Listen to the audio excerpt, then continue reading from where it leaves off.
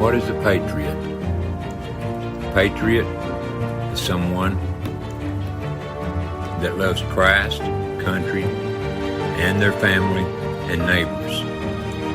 Someone who is willing to stand up for what's right. Although there may be a cost to them, someone who has overcome fear, because fear is of Satan, willing to go the extra mile to do and show what's right. The only reason I'm on YouTube is because of God. I feel it is my destiny, my duty to do and say the things God shows me, or else I'm of no good to God at all. All patriots must stand up or risk losing God, country, and family. This is all of our destiny to do God's work. Thanks to all who watch my videos. But remember, it's not about us, but about our children, our country, our God. Thank you.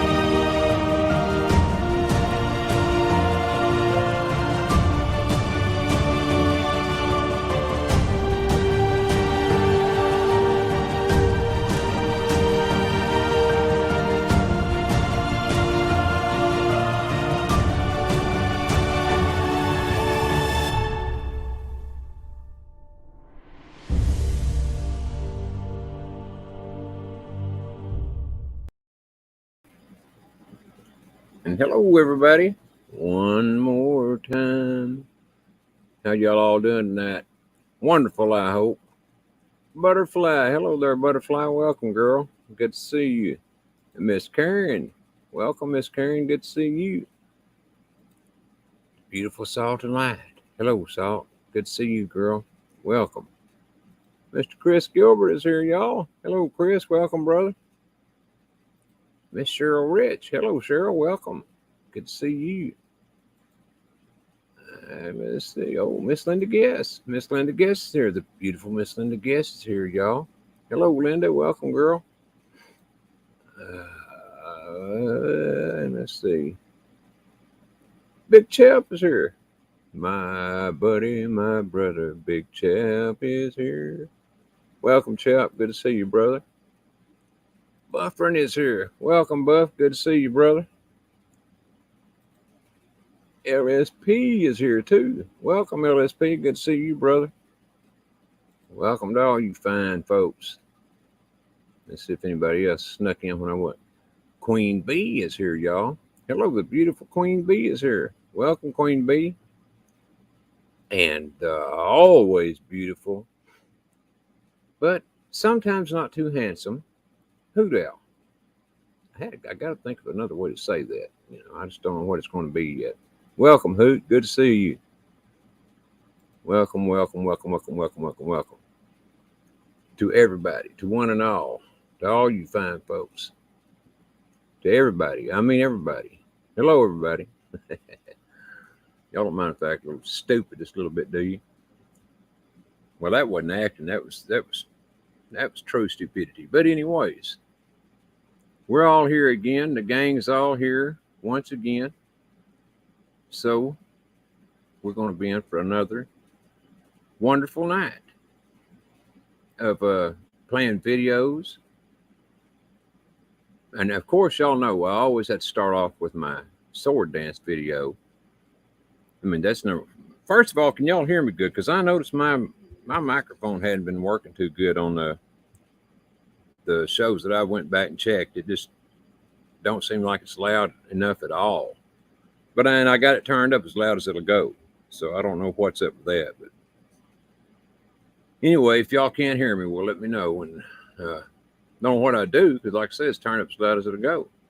Hey, Stu, welcome, Miss Stu. Good to see you. Welcome, welcome, welcome.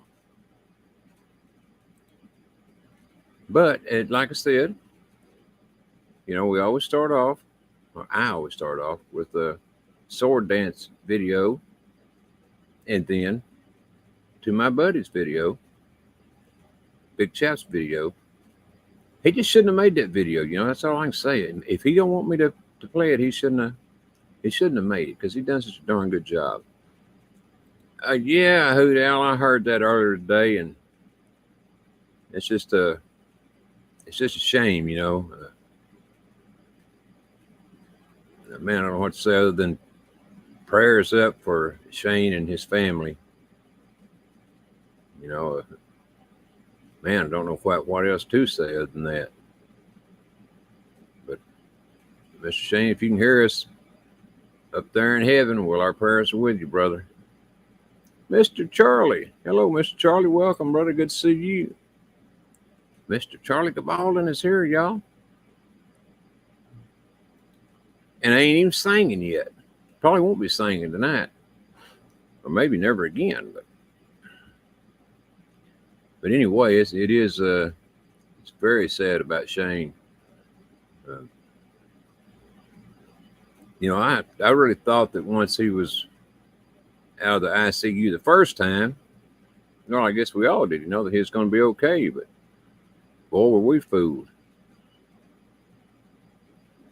But anyway, there's not a heck of a lot any of us can do about it one way or the other. He's in God's hands, so that's where it lays right there.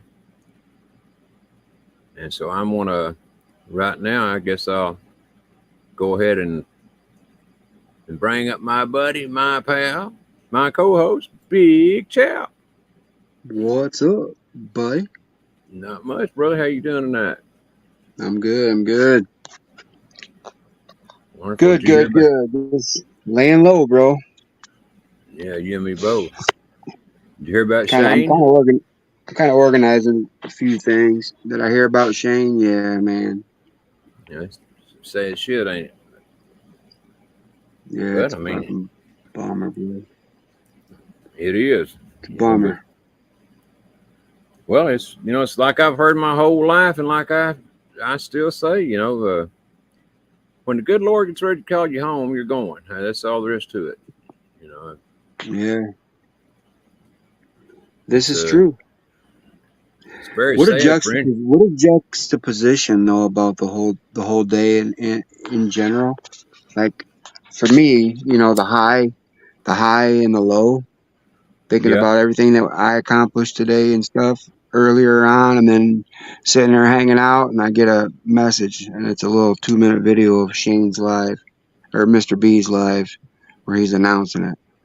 And it's just like, damn. And then, I'm going to just say it. I put it into perspective, and the first thing that jumps in my mind is how I'm going to feel if something happens to you, Him and Mr. B and Shane were close. They were close, bro. No doubt they were. Yeah, they were always. He was always on his show, just like you and I are, man. And yep. Yeah, it bugged me. It bugged me watching that. It kind of bummed me out the whole night, to be honest.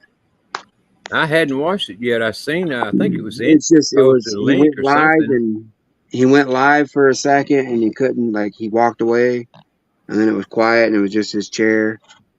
And then he come back in, and you could tell he was crying. And he's like, guys, he said, I talked to, I forget Shane's brother's name. Sean. He said, yeah, Sean, Shane's brother. He said, and Shane passed away today.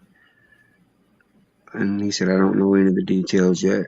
He said, I'll let you guys know. And he said a few other things, and it was just sad. Yeah, it's sad, bro. Fuck, man. Yeah, it's definitely Death sad. in general, sad, But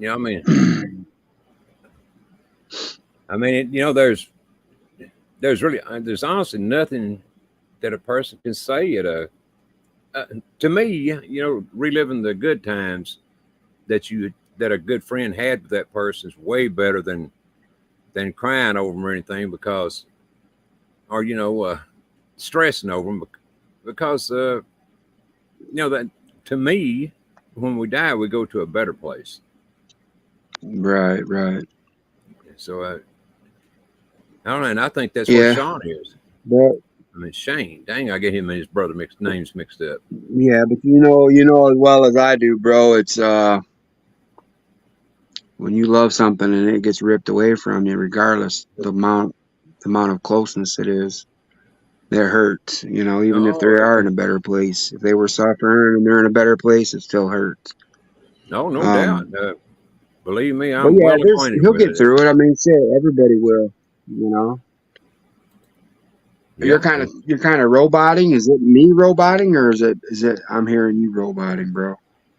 I, boy, I can't tell if I'm roboting. No, you're not roboting. No. I So, don't know. What about chat? Is Ronnie 5x5, or is it just on my end? My internet's super slow too, by the way. are you still I'm on my having doing it? phone data. Okay, that's what I was about to ask. Yeah, I'm losing you. Buffering says sounds good, Ooh. and so does Okay. LSP. Well, I know it's me. Yeah. Right on. You still raining up there, I'll Chap? get through it. I'll get through it. Is it still raining up there where you're at, No, but Chap? it's just shitty weather, bro. No, it's just this funky ass cloud hanging over. Been gloomy, Yeah. and it rained a little bit earlier, just enough to be shitty out. Yep. I know the feeling. Well, I think I'm fine too, Linda. I mean, well, I mean, I'm not no 10, but shit, I'm probably like a 6. I'm a solid 5. I know. At Oh, come on now. Surely you're least, gonna give yourself a 9.5. I mean, at least I used to be back in the day. I knew I used to be a 6 back in the day. Hey Sharon. Hey everybody. I yeah, didn't say hi to Salt, LSP, Buffering. Good to see you guys. yeah. We hear you, Poodle, Sharon. Estua, Believe me, Charlie, we understand. Everybody's feeling sad and hurt over Shane, but Queen Bee. and I know, we've all been praying for him and everything. So I know that don't make it any easier for anyone, but I'm just saying, that all of our time will come. That's all I'm saying. You know, Yeah. What up, Steve? Yeah, Steve unfortunately, bro, Harlow. it's true. You Steve know. Harlow is in the house. The most famous man. He's known all the way from Hawaii to the East Coast of the United States, and I heard he's even known into Europe. Steve, I mean, welcome, Steve. Good to see you, brother. Yeah, it's definitely a sad situation with Shane, but shit. Whenever I go up to Detroit now and I get reservations, I always put it down as Harloa. I heard Harlow. that. Steve Harloa for Party of Two. They'll be like, "Oh, really? Get him right up front and shit. You get Yeah, treated like royalty in that town." boy, I heard that. They Shoot, said are you you? must be related to him and stuff, because I know Steve ain't that fat. Dang, Steve, you done gained some weight out in Hawaii, but all right, come on, sit down up here. You know where you like to sit. That's okay. We'll scoot the table out. Well, you know what, chap, Ben, is I haven't got a whole lot of chance to say anything. I don't know many people here to mention his name too right yet, but I know that when I do mention Steve's name here in this little bit of town, I'll draw an instant crowd. You know Oh Steve? yeah, Oh no, really? right. Wow, can you get me an autograph of him or what? Can you just tell him I said hi? I mean, I know he don't know me, but we just watch him every Exactly. time. Yeah. Yeah. Good night, Mr. Charlie. Have a restful night, brother. Good night, Charlie, bro. God bless. Kettleheads. Welcome, Kettleheads. Now this is Kettleheads barbecue and beer, not just Kettleheads. It's All Kettleheads right, so barbecue and yeah, beer. you got everything going on there. You got food and drink. You're darn right. I like it. And you But know Ronnie, I that thought you said no food and drink in the lounge, or is it cool? I know we can well, smoke in here, but food and drink, well, right? Especially yeah, barbecue, making all kind of mess people yeah. gonna make Well, with that wiping it all on the furniture. Kettleheads is experienced with it though. I mean, he's worked around it his whole life, and so I know he can handle it all. The Okay, barbecue. right on. Yeah, that sounds awesome, man. I miss doing barbecue events and shit, bro. That's so fun. It's a lot of work though, man. He knows what I'm talking about when I say that. It's shit's a lot of work. Don't just because you everybody that gets their little pulled pork sandwich and their plate of ribs, it takes a lot. Just maintaining it, and you got to make sure your fire's right. And you babysitting really. Well, see, here's Some the people thing. got it down to a science, but it takes a while. 35 years, damn. I told you, you had a lot of experience, and I I guess so. wasn't Shit. kidding. Well, see, we were discussing this one night in here, and the thing of it is now when I used to eat barbecue all the time, I drink a beer with it. But Yeah. now that I don't drink beer anymore, the barbecue don't taste quite the same.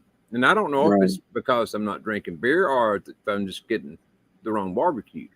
All right. Well, we got to first establish what barbecue is. Barbecue isn't hanging out at your Uncle Joe's house by the pool with some weenies and burgers on the grill. Dang That's called grilling, or that's called grilling or a cookout. That's not a barbecue. A barbecue requires a lot of time, usually a pit, usually wood or lump charcoal, um, rarely gas. Before you go any Uh, further, let me ask you a question. Are you charging yeah. anything for this? Are you charging anything for this schooling tonight? For this No, lesson? no, man. Hell no. Information should be free, bro. I'm trying to be like Tesla. I don't want to I charge heard you. nobody for nothing. Right on, brother. Right on. But I forgot where I was going with that now. Well, you was explaining the difference between a barbecue and cooking out, grilling hot dogs and Yeah, stuff because like you said some people like I can barbecue, I'm good at it and shit. that. Well, It, see, it's a it's, I it's don't a have to worry practice. about either one of them because I don't know how to. I mean, I have grilled before, but it wasn't worth a Mm-hmm. damn. But I've never barbecued. Never one time in my life have I barbecued anything. I've ate my wife's barbecue many, many times, but I have never barbecued. Oh yeah, So, right. you know, When Kettlehead started barbecuing, I think I was 9. So I only thing I knew about barbecue maybe was whatever was coming in the nugget little packets back in the day. I So heard I'm sure that. he knows a lot more than me. I ain't trying to school this guy, but I used to have a pit, and I used to sell it. I've done weddings. I've done luncheons, all kinds of shit, bro. You name it.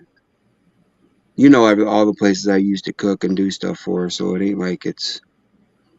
Mm-hmm. But the barbecuing part, the actual smoking of it, is that's that's way different than just grilling. Like he said, he does. You grilling's what you do for your family and stuff at home, real quick. Some shish kebabs and shit like that, some shrimp, whatever.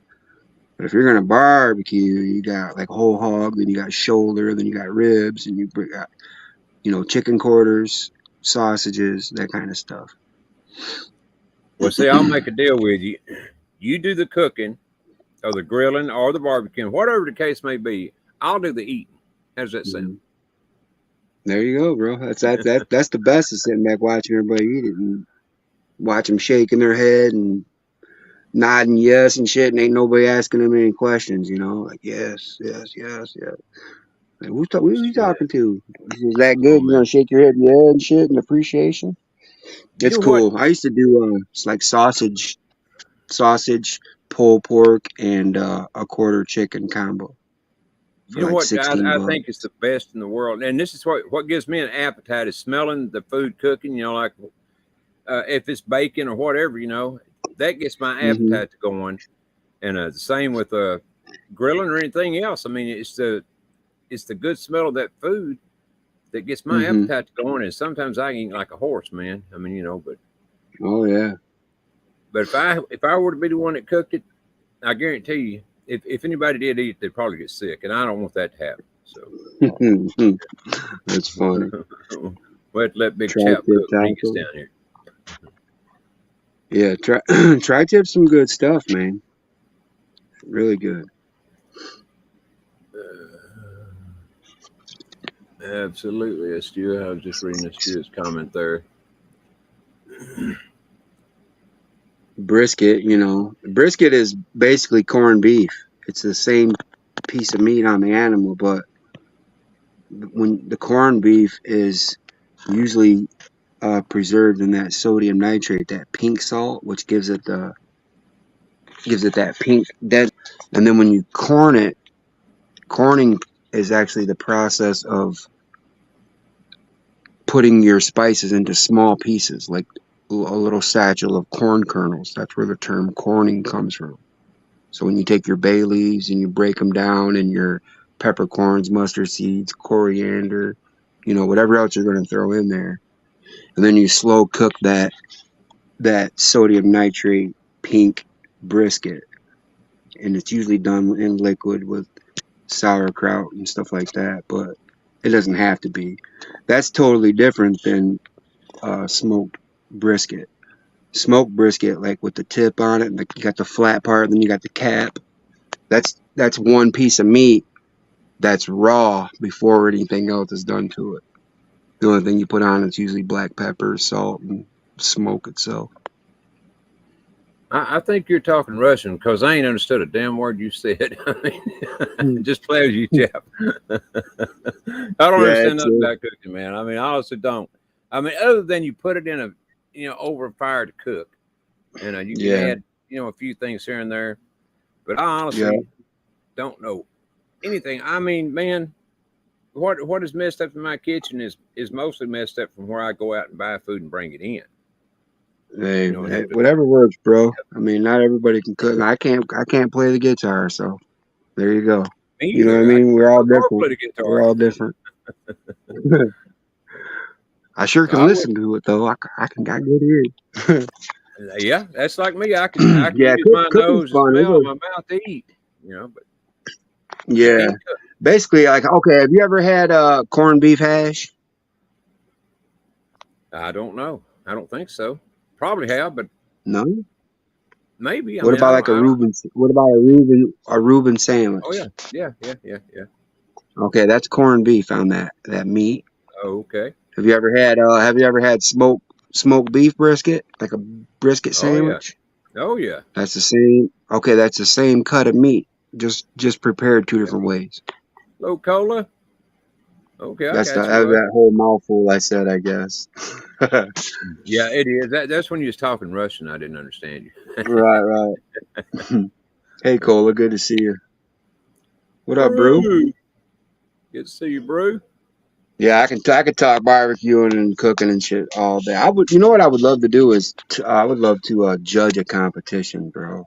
To just sit back and eat all the shit and try it all, and then literally critique it, because it's got there's like certain levels on like just it can't be too done. You know what I mean? It can't just be all fall apart. It has to have a certain pull to it. Like the meat has to have integrity, so when you slice it, you can just pull it apart without it just crumbling in a bunch of little pieces, if that makes sense. All I know is I like it where it's it's not hard to chew. It's it kind of melts in your mouth. Not Yeah. totally, but close Yeah. to Oh melting. yeah, that's exactly right. Exactly right. Yeah.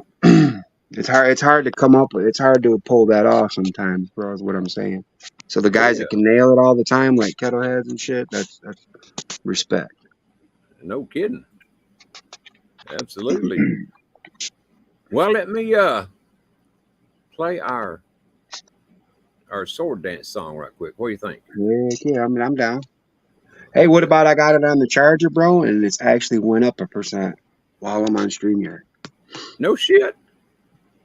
What in the world's wrong with that? I mean, it ain't supposed to be Weird. doing that, is it?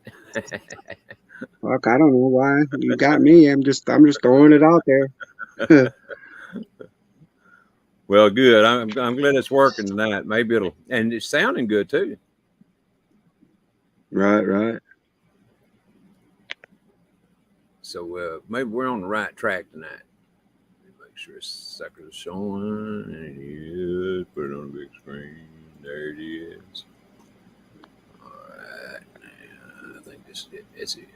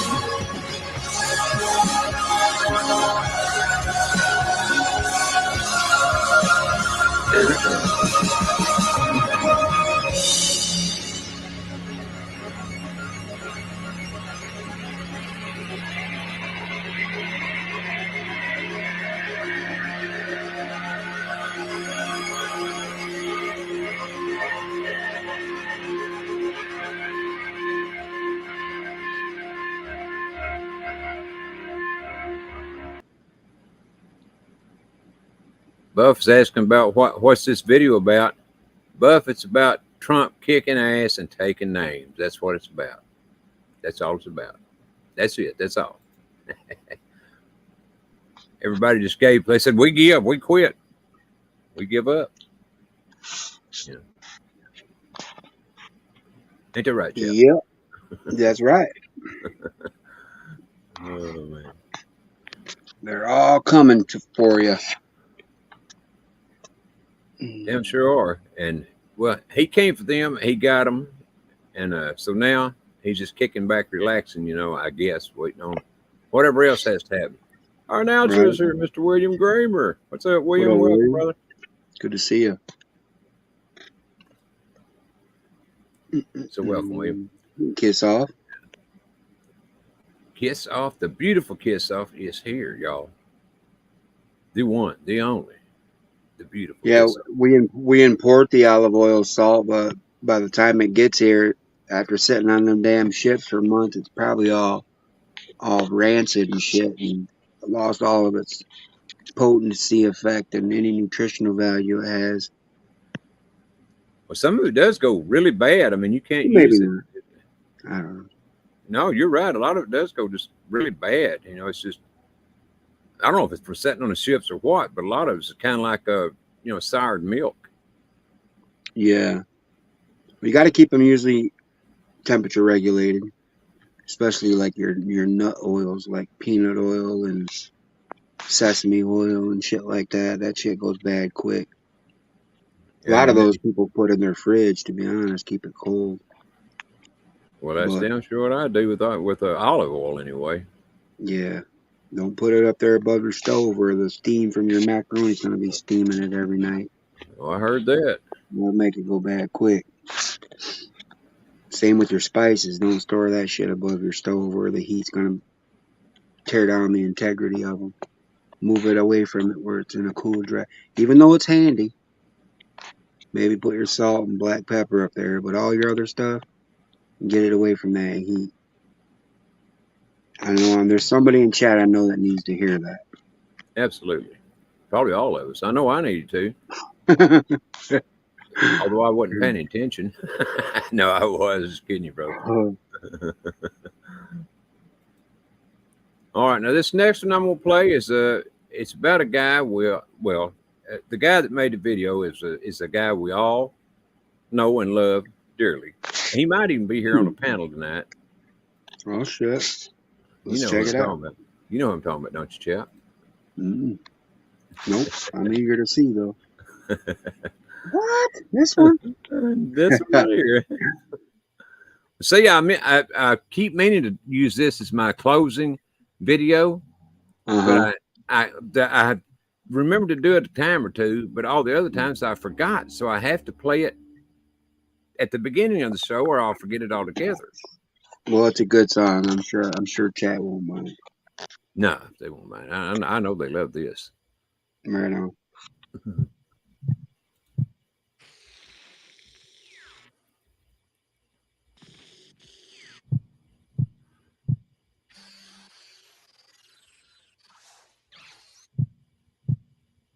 Except maybe it's RoboCop shit. You know, it took me a while to figure that out, but now that I got it figured out, it's not bad either.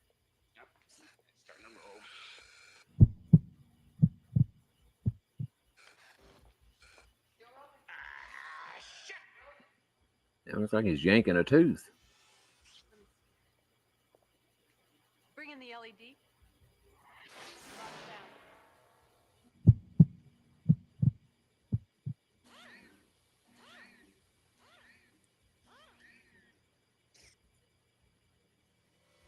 He's on. You're gonna be a bad motherfucker. Damn right.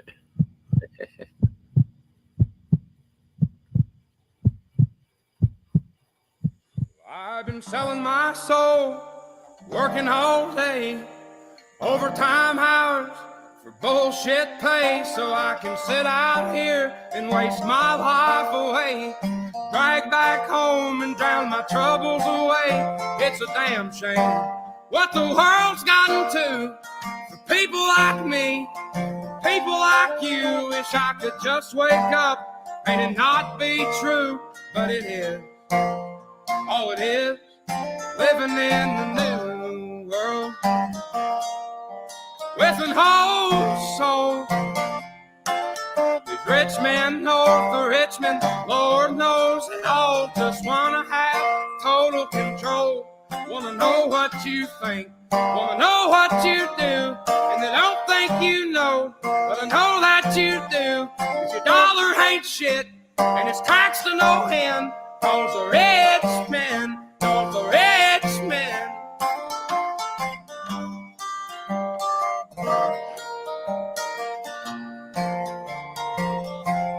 I wish politicians look out for miners, and not just miners on an island somewhere. Lord, we got folks in the street, ain't got nothing to eat, and the obese milking welfare.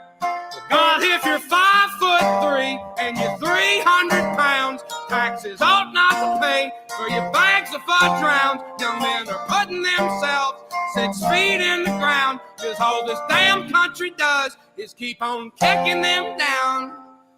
Lord, it's a damn shame what the world's gotten to for people like me, people like you. Wish I could just wake up and it not be true, but it is.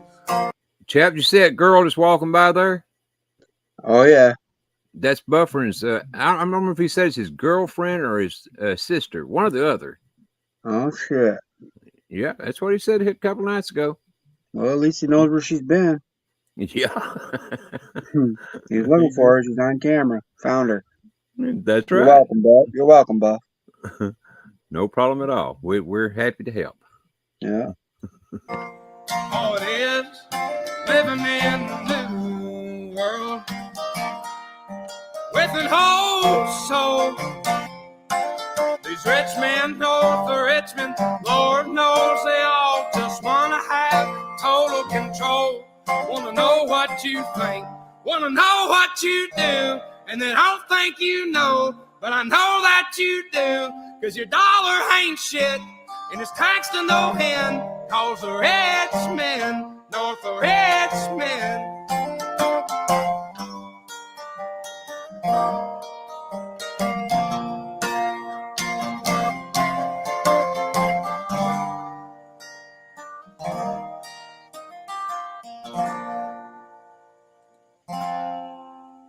I've been selling my soul, working all day, overtime hours for bullshit pay.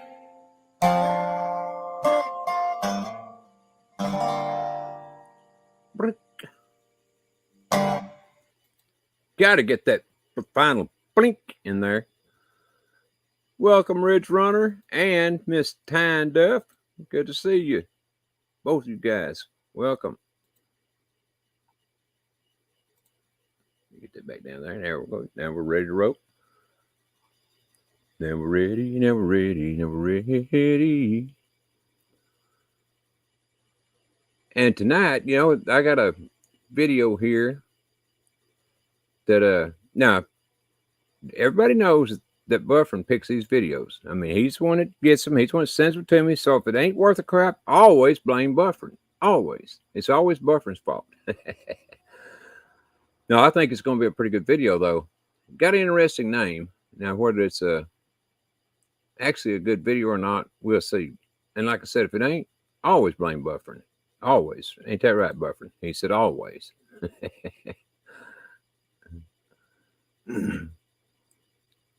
If you're not allowed to have a girlfriend, then Hoot and I want our side pay. Well, I heard that.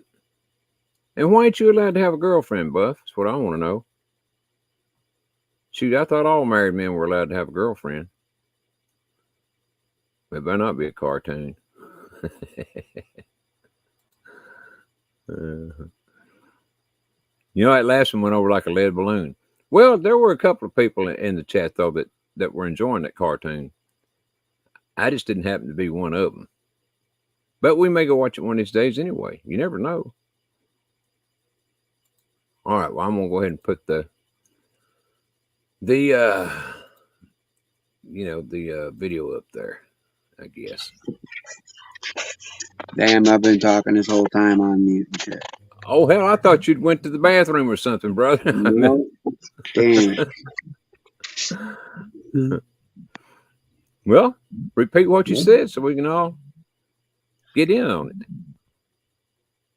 Oh, it was the moment done came and went. I was rolling off what you were saying and shit. The only one that was laughing about it was me, obviously.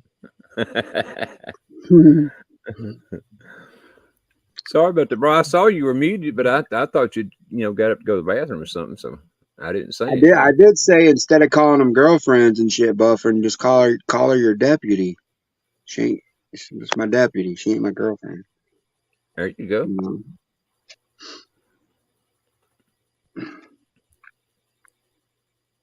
Well, the question still remains though: was that your sister or your girlfriend in that video, Buff? Which one was it? He said sister. He says it was his sister because his wife won't let him have a girlfriend. Yeah, but I think he's storying to us. Oh shit. Well, I'm let's trying not bust him out on live YouTube. He might be watching. I'm trying to get the truth out of him, chap. That's funny. It wouldn't work, he said. All right, I heard that. That's funny, Salt.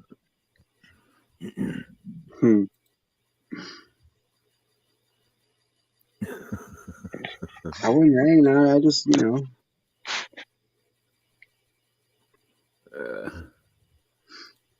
I don't know who LSP says, William, I can't believe he blames me for her not coming to his show.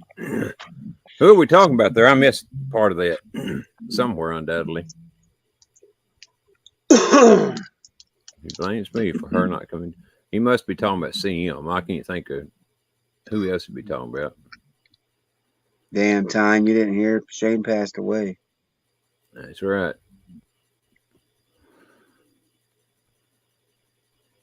Yep. Yeah.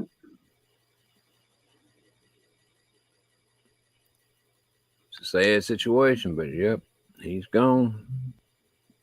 Yeah.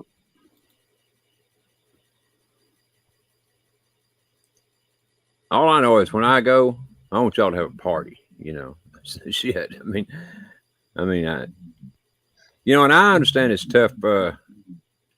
It's tough for me knowing Shane or, a friend or family members passed. I hadn't got over my wife yet, for example.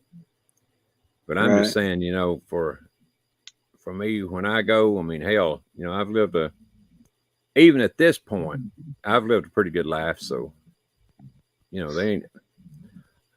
don't want anybody feeling rotten because God called me home. Now, like I said a while ago, I truly think we go to a better place after we leave here. I sure hope so. I definitely believe we do. All right, well, let me get on. You got anything else you want to add or say, chap, before I... No, sir. Okay, I'll get into the video then.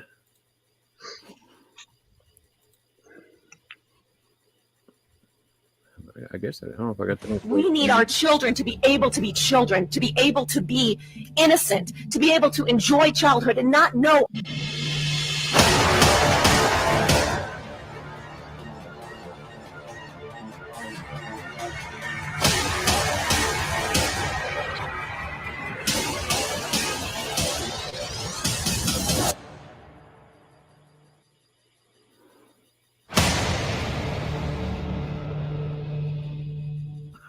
Well, folks, we have so much to unload in such a short time. The comms from President Trump are rolling in.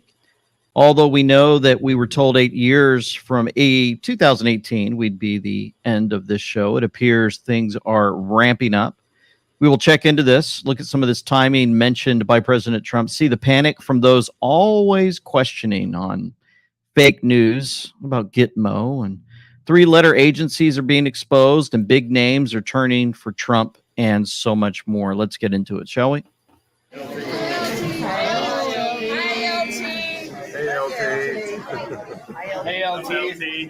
ALT. So wonderful to get these video updates.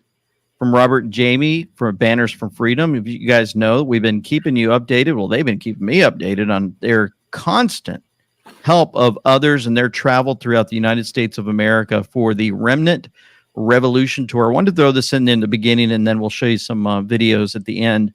And I want to give you some more, probably more updates on Friday on what they've been up to. But bottom line is we wanted to let you know that Colorado Springs, September 29th through October 6th, will be an amazing grand finale week during the Feast of Tabernacles in Colorado Springs. Going to be coming so they can be ready for it. It's absolutely amazing. And so Stream Media would also be a big day in America. And Lisa May said, hey, we're there yet? Because remember where we found out from September 21st, 2018, 5-year delta to 2023, fake news about to shift narrative against their masters in effort to what? Weather the storm. The storm. Huh. Well, man, I was going to play this later, but now because I said storm, I'm going to go down to this slide and just show you Dan Scavino posting something that was pretty cool from Mar-a-Lago Club in Palm Beach, Florida. You're listening to Lightning right there, and we're watching it on the screen. He posted that bad boy at 22:54 p.m. That's 10:54 p.m., 22:54 military time. We are at the precipice. If you look at 22:54, swamp fighting back, remain calm. We are here for a reason. And of course, the one that folks mock all the time, Patriots in control, and people sometimes say, are we in control? You know, it's been going on and playing out for all these years now. We definitely get it. Well, in the speech, President Trump came out. He's been unloading goodies. I'm going to show you some real good ones here. One of them is we're not going to allow them to rig the presidential election of 2024. Check this out. Hello, beautiful Heather, and hello, Mr. Dennis. Glad to see you guys. Welcome. They rigged the presidential election of 2020, and we're not going to allow them to rig the presidential election of 2024. Not going to allow it, or we're not going to have a country. They rigged the presidential election of 2020, and we're not going to let them do it in 2024. What does that mean? Who's we? He's not in the office, right? How can he keep them from not letting them rig it again? They rigged it the first time. CAG put out this drop, since we all know the elections have always been rigged and the deep state apparatus is fighting with all its might to stop Trump. The logical question to ask ourselves is, how did Trump get in the first time? Was 2020 a sting operation? It had to be this way. How do you show the public? Yes, 2020 was a sting operation. So was 2016. I mean, duh. The truth. How many times do we ask that question? How do you safeguard the U.S. elections post-POTUS? How do you remove foreign interference and corruption? Huh? Sometimes you must walk through the darkness before you see the light. Isn't that something? Let's see, what was another goodie? Oh, yeah. Listen very carefully to this one. Check this out. But I just want to thank everybody here and everybody all over, because you've been incredible. Because it's important that we win. You know, the way you really win, they cheat like hell. That's all they're good at, is cheating in elections. That's the only thing they do well. They cheat like hell. And the way you win is you got to swamp them. There's a point at which the cheating doesn't work, and we're going to have to swap them. They rigged the presidential election of 2020, and we're not going to allow them to rig the presidential election of 2020. So again, the beginning part of that is we've got to swamp them. And then you had, remember, Dan Scavino post about the swamp fighting back. Huh. Let's see. Another one that was really good from Joe Rambo. Joe Rambo, and awesome. I definitely recommend you guys go to @brainstorm_Joe. Check him out. A lot of good work there. Part 1 of 2. More of Trump telling us in our faces what is really happening. When should we expect, it's many years now, when should we expect a Bush 1 document investigation? Yeah, it's a long time. And how about a Bush 2 document investigation? And when is Bill Clinton investigation starting? And are they beginning to look at Obama warehouse investigation? When is that, next week or this week? How about this week? There's definitely no doubt that Hillary should have perhaps been charged. They decided not to even think about it. The document hoax is just that. It's a hoax and a charade, and I'm being unjustly, illegally, and unconstitutionally targeted. It's a violation of the Fourth Amendment, you know that. And right, Chappaqua. Only a Hispanic could say that. Who said that? Stand up, sir. Great chap. It's a very interesting idea. But because they know we're right, and we will win, and we will continue to win at every level, and that's what we've been doing. But I wanted to just give that as a little brief statement. When you think of the unfair table setting, when you think of how unfairly we've been treated, we as a group have been treated, it's just terrible. And we have to bring our country back. We have to stop the weaponization, because the people of our country are hurt, they're angry, and they're sad.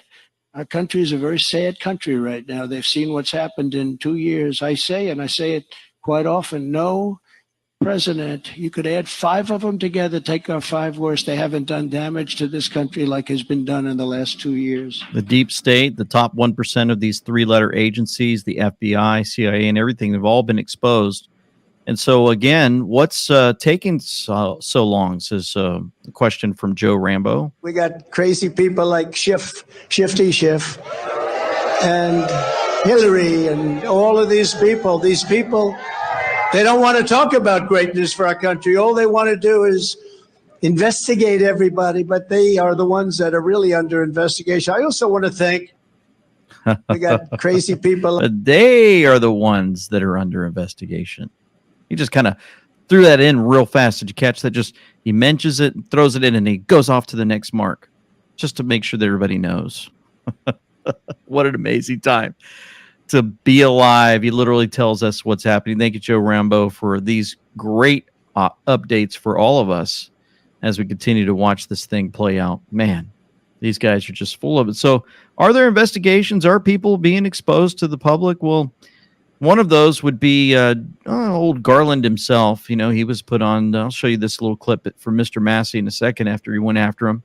But don't forget that Lindsey Graham said, if media reports are accurate, I believe Judge Garland would be a sound choice to be the next attorney general. He's a man of great character, integrity, and tremendous competency in law. It's interesting because in South Carolina, when President Trump brought up Lindsey Graham again, I don't have the clip, but people were booing, and he kept saying, no, he does good for the left. Good for the. Hello, MLP, and welcome, girl. And today I've listened to a little bit of the speech, Trump's speech earlier, and he was talking about, talking period. He mentioned how much he liked Lindsey Graham. Anytime he says he likes somebody like that, you can bet your ass it's the other way around. Yeah, I didn't understand that one either. I was like, what the hell? But then he said, "Oh, well, he's good for their side," or like almost like he's a spy or some shit. Is what I got from it. He is. He's definitely a Nazi spy. With him and no name McCain worked together with every crook in the world against our country. But the thing is, whenever Trump mentions somebody like him, and says they're great or how much he likes them, even in a joking fashion or whatever, he's actually telling you their ass is mud. The left, almost as if Lindsey Graham was allowed, since he was buddies with No Name, almost as if he was allowed to stick around. He probably cut a little deal, and he says, well, I'll just hang out with the guys I normally hang out with, get all the information for you, and I'll be with the left, and I'll give you updates. I don't know. Could that be why President Trump keeps saying, no, leave him alone, leave him alone? Who knows? If he is, he's doing a good job. All right, let's go off to Garland before we run off to South Carolina. So I'm not going to violate this norm of the rule of law. I'm not going to comment on an investigation that's ongoing. Peter Navarro was indicted for contempt of Congress. Aren't you, in fact, in contempt of Congress when you give us this answer? This is an answer that's appropriate at a press conference. It's not an answer that's appropriate when we are asking questions. We are the committee that is responsible for your creation, for your existence of your department. You cannot continue to give us these answers. Aren't you, in fact, in contempt of Congress when you refuse to answer? Congressman, I have the greatest respect for Congress. I also have the greatest respect for the Constitution and laws of the United States. the protection of pending investigations and ongoing investigations, as I briefly discussed in another dialogue a few moments ago, goes back to the separation of powers, which gives to the executive branch the sole authority to conduct prosecutions. It's a requirement of due process and respect for those who are under investigation, the protection of their civil rights. So Well, with all due respect to that, Iran-Contra was an ongoing investigation, and that didn't stop Congress from getting the answers. And you're getting in the way of our constitutional duty. You're citing the Constitution. I'm going to cite it. It's our constitutional duty to do oversight. Now, in that video, that was your answer to a question to me 2 years ago, when I said how many agents or assets of the government were present on January 5th and January 6th and agitating in the crowd to go into the Capitol, and how many went into the Capitol. Can you answer that now? I don't know the answer to that question. Oh, last time, you don't know how many there were, or there were none? I don't know the answer to either of those questions. If there were any, I don't know how many. I don't know whether there are any. I think you may have just perjured yourself that you don't know that there were any.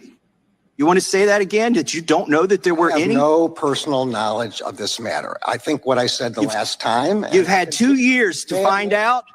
And the day, by the way, that was in reference to Ray Epps, and yesterday you indicted him. Isn't that a wonderful coincidence? On a misdemeanor.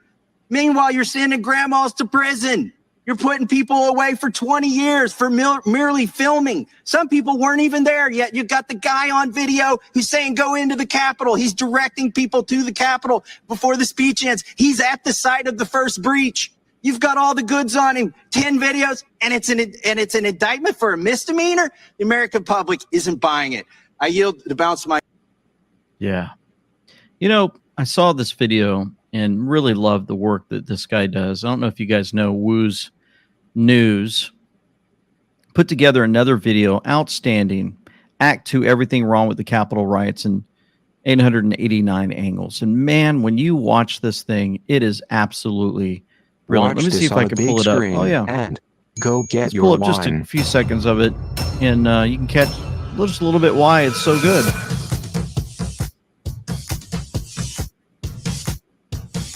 The January 6th event serves as a cautionary tale about the perils of manufactured outrage and takes an unexpected twist as a web of conspiracy emerges. In Act 1, we applied the Homeland Security and Evaluation Program, illustrating the pivotal roles of stage directions, crisis actors, and fake blood, and challenges our audience to question the boundaries between truth and fiction. Here in Act 2, our 2.5-year investigation unravels a chilling truth. The January 6th Capitol breach was no spontaneous event, but a meticulously orchestrated symphony of chaos and manipulation. So he does a really, really good job, and I just really appreciate it. I don't agree with every single thing he put in there, but man, he goes through severe detail, and you could tell that he worked really, really hard on it. And I'm just making sure that this link goes in the description box below so you can watch it. Real quick, I'll throw that in there. And that reminds me, as we're getting into these 3-letter agencies, January 6th, all these things that they're doing against President Trump, I'm going to show you even more about a New York judge deciding to move on Trump. Yep, trying to go after him. Before we get there, all these agencies acting up. Hello, beautiful Indy. Welcome, girl. Good to see you. Hey, Andy, what's up? Good to see you. Let's hear about NMM. Folks, you know the FDA, they're always attempting something strange. They're trying to change the status of NMN supplements to be classified as a drug. Well, let me tell you about these guys. I mean, they're awesome. This isn't just any supplement. It's a game changer. A recent Harvard study, 30,000 in prescriptions that you can't pay without insurance. Now you can't go homestead and off the grid. Run against Trump in the Republican side and win, because you're not going to get the Trump supporters. They are all in on Trump. Unless he has a stroke, unless something happens, it's horrible. They're all in on Trump. If you run against Trump, you're now the enemy of Trump. If I was friends with DeSantis, I'd be like, don't. It looked like his policies were actually effective, and that it looked like the unemployment was down, all business was building, regulations were being relaxed, more things were getting done. You know, when you look at it from a policy perspective, if you just look at it on paper, what he did was effective. A lot of people think it was effective. You don't like him as a personality, so you ignore that. Don't do that. Look at it in terms of a policy perspective. People liked New York City. Is now calling to stop immigration into a city.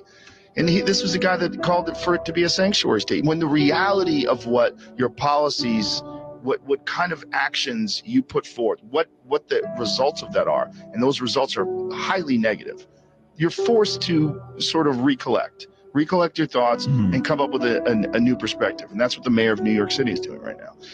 When you just look at what Trump's policies were, and then obviously COVID hits, there's a lot to that is good. And then Trump holds up this like hope to bring us back to where we were when he was in office. You're not going to beat that. I don't think they're going to beat that. The fact that they suppressed the Hunter Biden laptop story and that 51 intelligence agency representatives signed off on that to say that this was Russian disinformation, which they know is not true. That's scary, because now you have the intelligence agencies colluding to keep a guy from being president that was president during a time where the country was thriving economically. You're not going to beat that guy. Would he get your vote? He'd get my vote before, excuse me, he'd get my vote before Biden. I said that before. I don't think that, I never thought that Biden was going to make it. I never thought that he was going to be functional. You know? So he basically, in a nutshell, said, I'd vote for him before Biden, but that doesn't mean somebody else could creep up that he would throw in there. So after all is said and done, he still didn't give a full support for President Trump, but at least you're hearing things from Joe Rogan that probably wouldn't have heard 3-4 years ago. Remember, we keep reminding folks they have to see it first. They have to see it, experience it, and before you know it, they're like, okay, I've had enough. I think Joe Rogan's one of those that moved out of one state, California, I believe, and moved to Texas, if I remember right. I think my son was telling me that. I don't have that info in front of me, but man, I mean, the guy made some moves already knowing things were a little awkward. And so that makes me go back into, Trump again.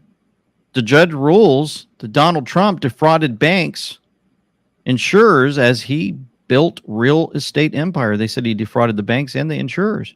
Yeah, a judge in New York found the former president and his company deceived the banks, insurers, and others by massively overvaluing his assets. Man, that's something. September 26, 2023. And kind of a strange thing, too, is President Trump was holding up I think it was a 45 and took a picture with it. And he bought the gun today, as many people thought that he did. And some things, think that he actually did. He just took a photo. And he mentions 144,000 at the rally. Well, 144 is in the intel brief. And if you look at drop 1440, as he mentions 144,000 at the rally, and he bought a gun today, it's an upside down gun for that drop. See this? You guys remember this? Upside down. You just look at it like this. There we go. Yep. And so he drops this one. There's 4 flags on either side of him. And there's no coincidences. 4 booms. Something massive must be happening. Well, sure enough, I went over and saw Maria Bartiromo. She says, now we know why the New York judge decided to move on Trump today. It's all so obvious and disgusting. Because old James Comer himself said, I just subpoenaed and obtained 2 bank wires revealing Hunter Biden received payments originating from Beijing in 2019 when Joe Biden was running for president. Joe Biden's Delaware home is listed as the beneficiary address for both money wires from China. Hurry up, quick, get something out there. Cover this up. We don't want people to talk about it. Oh, we're going to, okay, we've got this one in the bag. What do you have? We've got this card right here. We're going to use this judge, and we're going to have Donald Trump defrauding banks. Okay, good. Get that out to the public now. Get it across all wires. What other things make these guys just ridiculous? Rand Paul shows this picture. The look on their face from Chuck Schumer, Mitch McConnell. The look on their face when they learned Ukrainian government workers would be paid during a shutdown, right? So we might have a shutdown. Our government gets shut down, but we're going to fund the Ukrainian government workers. But not the American government workers. Look at the smiles, little smirks on their faces. Nate Petita said, they say truth will set you free, but is the opposite of what we see. I'm going to read the rest of that here in a second. General Mike Flynn said, this is a powerful statement. Well said. He continues, Nate, those whose crimes were concealed are not punished when they're revealed. When their secrecy is unveiled, they are not the ones to be jailed. It is the brave who tell the truth. It is the journalist, the honest sleuth, who is charged with the crime, who is faced with doing time. The corrupt continues to be protected. Their orders are followed as directed. The truth teller then is arrested, and the public again is misdirected. The honest speaker faces judgmental eyes. The powerful are shielded by their lies. The helpless hero is to be demonized, while the culprit will be canonized. This story repeats throughout history, yet it continues to remain a mystery to the overwhelming majority of mankind who stumble through life deaf and blind. All this occurs under the guise of justice by the deceivers who say you must trust us. Largely, the people follow or look away, not wanting trouble during their day, occasionally wondering what is wrong, but their thoughts leave before long. The urge to avoid facing controversy overcomes the inner voice for mercy. This is the tragedy of human existence, which can only be conquered by persistence. We must confront our mental resistance, replacing it with a resolute insistence to honor the truth as the ultimate guide. For increasing peace and prosperity worldwide, it is within our power to choose to be the ones who will allow truth to set us free. It reminds me of, I read that last line, the truth will set us free. I remember hearing my Lord and Savior, Jesus Christ, say, I am the way, the truth, and the life. No man goes to the Father but by me. So these guys think they're going to get by with all of this, these smirks. Interesting, because Victor Davis Hanson mentioned all of a sudden, pundits are shrieking as they imagine the impending end of democracy. That is, that a potential President Trump might follow their lead and could do to them what they did to him, weaponizing the DOJ, FBI, and CIA against political enemies, sicking the administrative state against loud critics, using presidential fiats to override Congress, trying to force hire or partner with independent media to toe party lines, floating phony conspiracy theories to smear enemies, changing voting laws to alter balloting, and on and on. Ironically, the left did all it could to both push the Trump nomination away and then, as Lilliputans, to tie him down with 91 indictments in efforts to hamstring what they hoped would be soon an intent nominee. But now they seem terrified, believing that they might be empowering the only Republican candidate who would stoop to use their own tactics against themselves. And given the recent polls, could become in a position to do so. That's right. You guys know the leading report, the voting machine company that sued Mike Lindell, Rudy Giuliani, Fox News, and Newsmax for defamation about the 2020 election. They've been implicated in a bribery scheme, according to a new indictment from the DOJ. Man, things seem to be kind of turning around just a little bit, almost like they let it all play out, let everybody see all the corruption, and now all of a sudden, indictments are flying. So, that leads me to this clip with Old Clapper. Notice how the pedos, the treasonous scumbags, and all the media pundits continue to talk about how worried they are that they'll be thrown into prison, Gitmo, or worse, by an untouchable Donald Trump. In a recent profile, General Milley raised the possibility that he thought if Trump was reelected, he would throw his opponents in jail. He said that he would be at the top of the list. Do you think that that's a real concern? And are you concerned that you could be on Trump's enemies list? Well, sure. I think there are probably a lot of people that are potentially on such a list. And again, that's reprehensible. I think General Milley's comment was he didn't think President Trump would be reelected. Well, I'm not so sure about that. So yeah, that's a real concern for many of us. What you see here on the ground, Deborah, is there's no indication that the military process, the legal process, is going to shut down anytime soon. About 100 yards across the buildings that are in front of me, down into Camp Justice, there is a major construction project going on. They are, in fact, building another courthouse, and they are expanding the workspace for the handling of classified materials by the prosecution. This is a big project. It's over $15 million.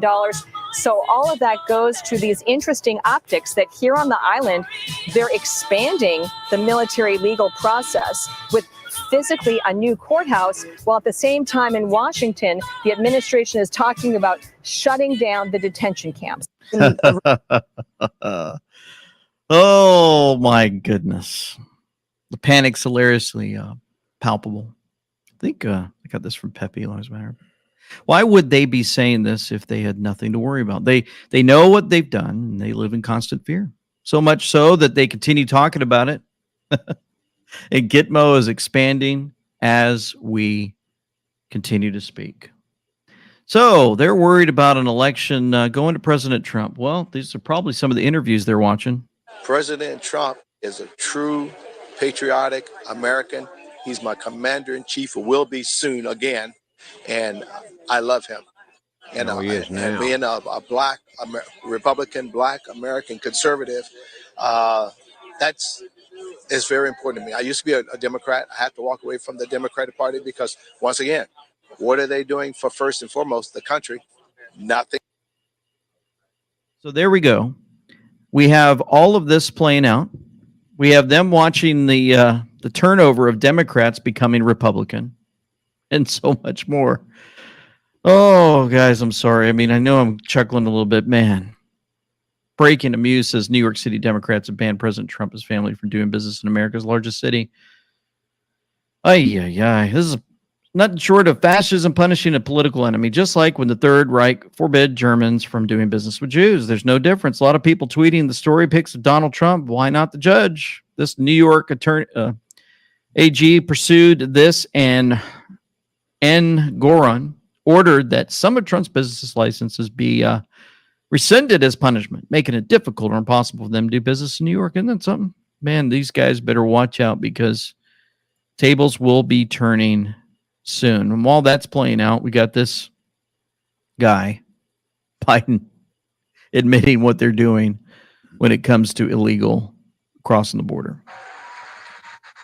I mean it. First, we put in place policies that process people in a fair and fast way. Second, we're significantly expanding legal pathways for entry so businesses get the workers they need. Families don't have to wait for a decade to be together. I've also directed my team to make historic increase in the number of refugees admitted from Latin America. Isn't that something? Just openly, if you could barely hear it, and hopefully it gets turned up anyway. Old Biden says we're significantly expanding legal pathways to entry so businesses can get workers they need. And he also mentioned, they don't have to wait 10 years to see everyone. I've also directed my team to make historic increases in the number of refugees from Latin America. Greg Price says they went from the border is not open to fully admitting that they are launching a government-sponsored invasion. Folks, we'd love for you to visit andweknow.com. Truth, hope, faith, and freedom. You can head there, find all types of goodies. You'll find all of our gear by clicking on the gear, the launch of the. You about some practical things that I thought you could change about 3210, but I've changed my mind. I've been really confused over the last 5 years as to why we spend 45 minutes to an hour of every public meeting talking about how great everyone is and how great everything is in the schools. And now I've figured it out. I figured it out because all these people came here to defend you all from hurtful words. This is obnoxious. Let me just say, there is one goal for the educational system. It should be to prepare children to enter careers to be productive members of society. It is Garrett. not a counseling session. It is not a self-help area. It is not somewhere to find yourself. And we should not be led by the children, for goodness sake. The children are called dependents for a reason. They depend on us who have fully developed brains. You cannot feel your way through life. The issues that we are talking about, we are bringing you statistics. We are talking about scholastics. We are talking about funding. We are talking about busing. We are talking about trying to figure out how to make our children be as successful as possible. And I am sure that that is your goal. And what we have been called tonight is what they're claiming that we're saying to children. We're having an adult conversation. There are not children in this room. We aren't going into the schools and calling them names. They call us Marxists and hateful and bigots and everything else under the sun. Well, let me tell you, less than 5% of the entire population of North Carolina identifies as LGBTQ. You guys all claim you want democracy. Well, you know what democracy is? It's the majority plus one. It's 50 plus one. You know what? More than 50% of the people in this state claim that they believe in God, Almighty God, who made us male and female, God who made marriage between a man and a woman, God who said that we must protect our children. The fact that we can stand up here and we know we can brag about all of the wonderful graduations, but we know the statistics. 50% of children did not pass their end of grade tests. What are we celebrating? We have children coming up here telling us how horrible the mental health crisis is. Why? Most of us went to public school, and all of our peers are not in mental health crises. We have to ask ourselves, what are we doing to our children? I'm going to say we are discussing things with them that they are not emotionally, intellectually, and morally able to handle. That is what is causing the anxiety. That is what is causing the depression. That is what is causing the confusion.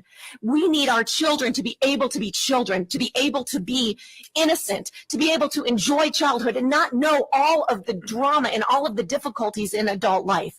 That is what we want. We want our children to be able to read and write and to think for themselves. And we demand that the children who fear God are protected in your schools. That was absolutely brilliant. She didn't have anything in front of her to read. She just let it have it.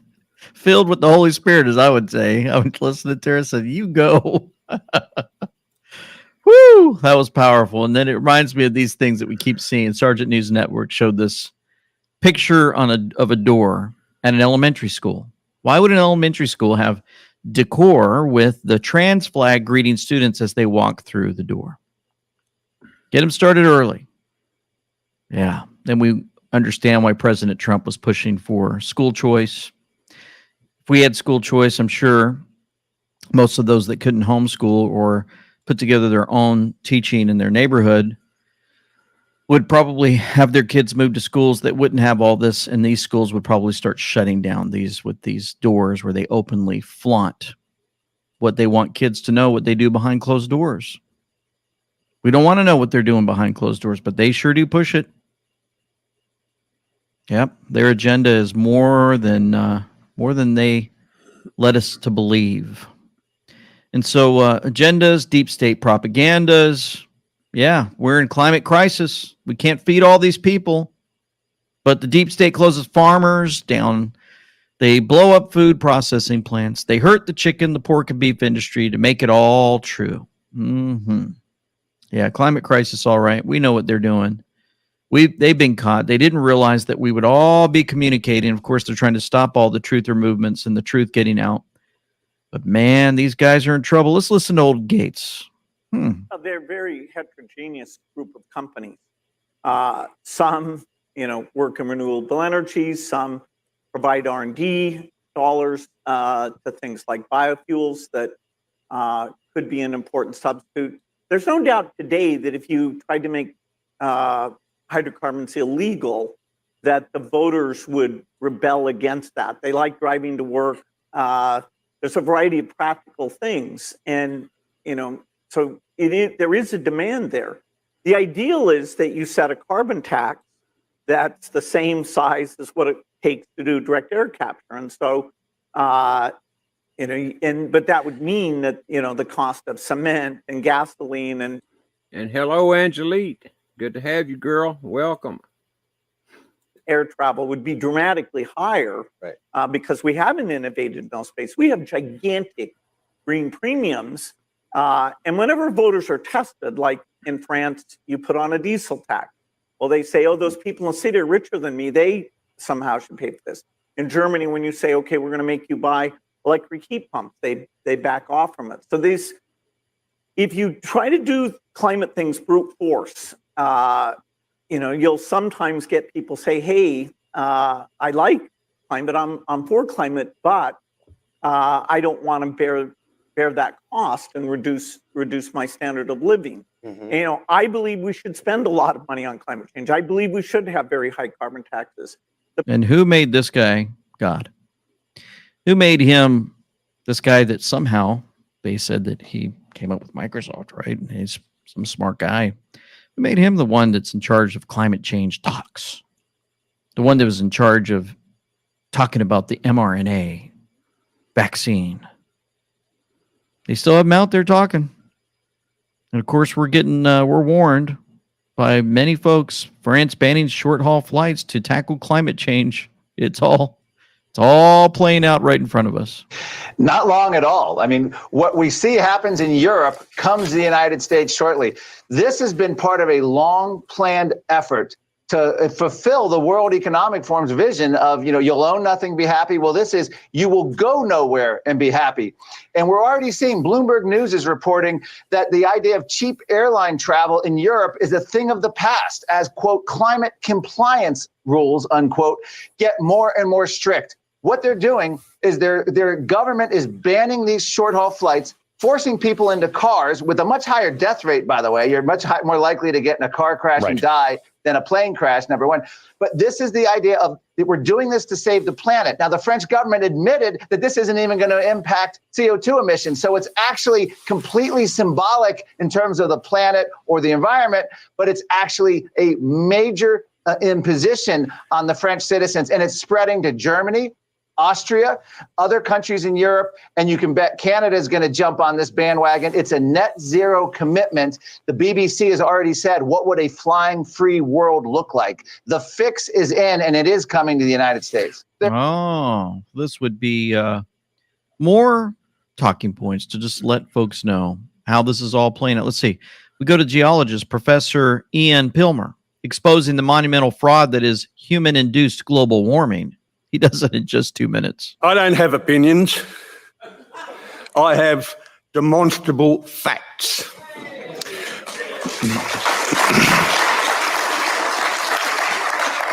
These facts are validated and these facts are repeatable. Fact number one, no one has ever shown that human emissions of carbon dioxide drive global warming. Never been shown.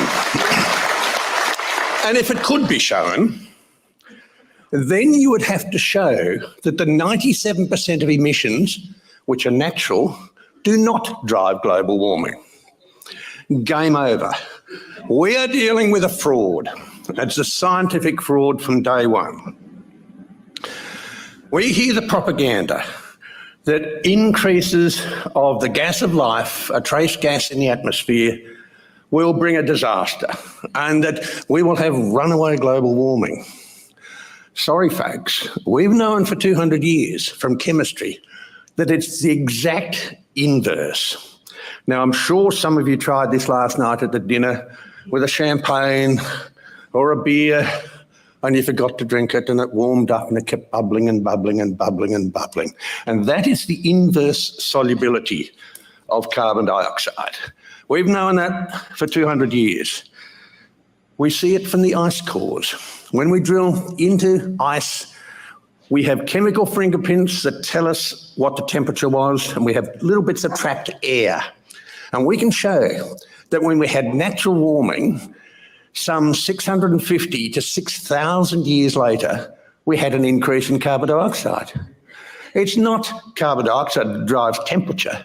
It's the exact inverse. Another fraud.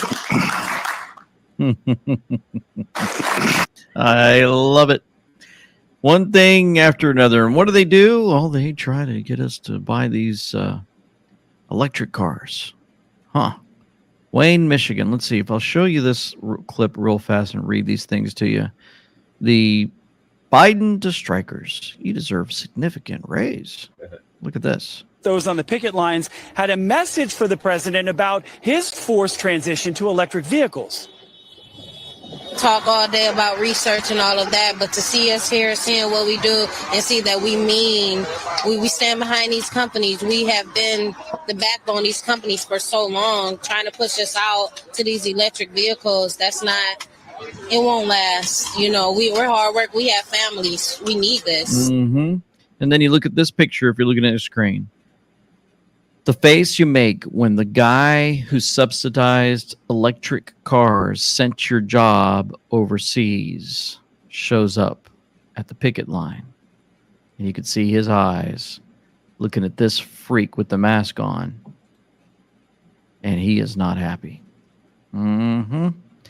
Times are changing. President Trump said this: Joe Biden's draconian and indefensible electrical vehicle mandate will annihilate the U.S. auto industry and cost countless thousands of auto workers their jobs. The only thing Biden could say today that would help the striking auto workers is to announce the immediate termination of his ridiculous mandate. Anything else is just a feeble and insulting attempt to distract American labor from the vicious Biden betrayal. Crooked Joe should be ashamed to show his face before these hard-working Americans he is stabbing in the back. With Biden, it doesn't matter that hourly wages, what they get, or in 3 years, there will be no auto worker jobs as they will all come out of China and other countries. With me, there will be jobs and wages like you've never seen before. Our economy will grow. Well, as this thing is getting destroyed left and right, I mean, we talked about this. If you guys missed our interview Sunday with Dr. Kirk Elliott, we talked about the oil prices skyrocketing, the BRICS adding 6 of the largest oil nations having an effect on that, Green Dock Bank issues, and more. I mean, it was absolutely riveting. And he brought up some good stuff about Wells Fargo, big news wave of layoffs coming. Talked about the banks, the amount of money that's being dumped, and more. I mean, here's a clip from that. And where does that source? That was from their 10Ks. These companies' 10Ks, which is their IRS documents, right, that they have to, for the SEC, that they have to report all their holdings. I mean, these are official documents that anybody can look up. 10Ks are public record. And you can just look and see, good grief, there's a mass exodus of money. Why? I mean, look at this. Citadel Securities, JP Morgan, Wells Fargo, Bank of America. Almost $1 trillion in assets sold and not purchased. What could possibly go wrong? We had a great discussion. If you got to reach out to them, you want to have a one-on-one conversation with Dr. Kirk Elliott or his team, all you have to do is click in the description box below, amweknow.com/gold. Click on that bad boy, and you will be able to reach out to them, and they will help you out in getting precious metals and get out of this fiat mess that we seem to be in. Speaking of that, the mess with money and others. All of these CVS stores have been closing down. They're getting raided. The worst part about living in New York is having to ring these bells every time you want to get something at CVS. Customer service needed in the dental department. That's because of me. That one. I have to do it again for the soap. So you need help? You want to get something from CVS at some of these stores? Well, they lock it all up now, and that way folks won't come in and just grab whatever they want and walk out. And that's where I think, and this is my theory again, I think I brought this up before, but send these folks in, pay them lots of money, have the police, paid off too, possibly, who knows, get them off the streets and let the people just go in and loot all these stores like crazy. That way they can put lock boxes in there. Then you make it inconvenient, and folks have to push a button to get whatever product they want to buy. Now, imagine this, where you push a button or you have something that you have to have scanned to open up any product that you want to buy. Remember, we saw that in the refrigerator machines with drinks in it and milk and all that. If you wanted it, they had these little scanners above them. Well, imagine all those locked up. And you have to show some type of code or mark to get these things opened. It's like they plan it that way, right? Go in there, loot everything, get all you want. You're not going to get arrested. Then we're going to put these little cages up, and then we're going to put little lock, just to show that we're protecting you and protecting our products, which will lead to the next step, before you know it. We can't buy anything if we're truthers. if we go to church. Stalin called the farmers the enemies of the people by expropriating them. The state took control of food production. Then 7 million Russians were starved to death. Now, 100 years later, the World Economic Forum is opening the war on farmers. So we got farmers and stores and all kinds of things that just keep filling up the airwaves, letting us know how this is playing out. One of those bad guys that was locking folks up, kind of shocked that Dan Andrews, Premier of Victoria, Australia, who presided over some of the world's longest and most draconian COVID lockdowns, he's resigned. What's coming next? Do you guys know also that doctors and nurses knew that they could get hydroxy for their own use by applying for a travel visa to a country with active malaria cases and then submitting that application as evidence of need? Thousands of dead Americans, so Fauci. It's something, or another, this guy here in Australia, what was he, the prime minister or whatever the hell he was? Well, Premier of Victoria, Australia, has resigned. Just another government figure in the long line of them that has resigned. I'm just saying there's a lot more going on in me side. You still with us, chap?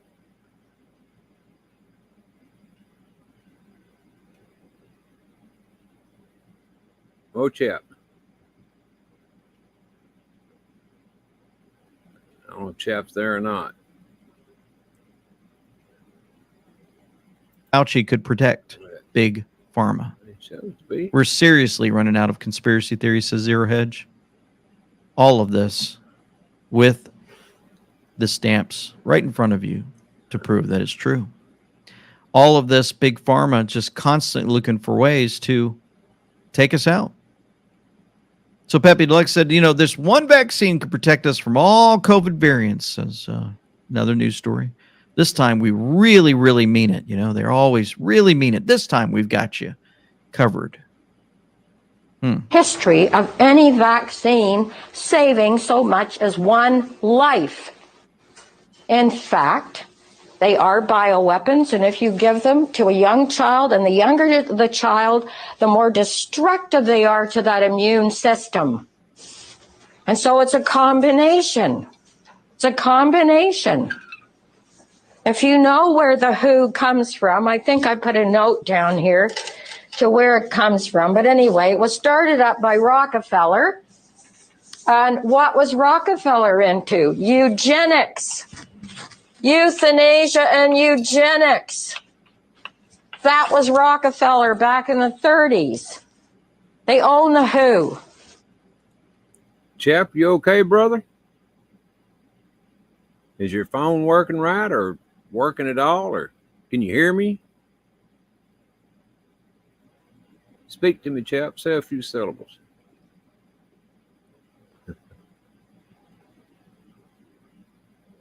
I don't know if his phone's not working or what, guys, but he ain't answering.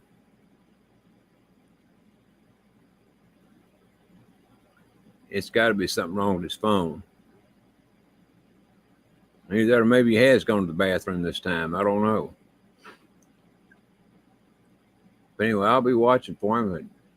Chat, let me know when you can, when you come back in, you can hear us, brother, so we can be sure you're all right.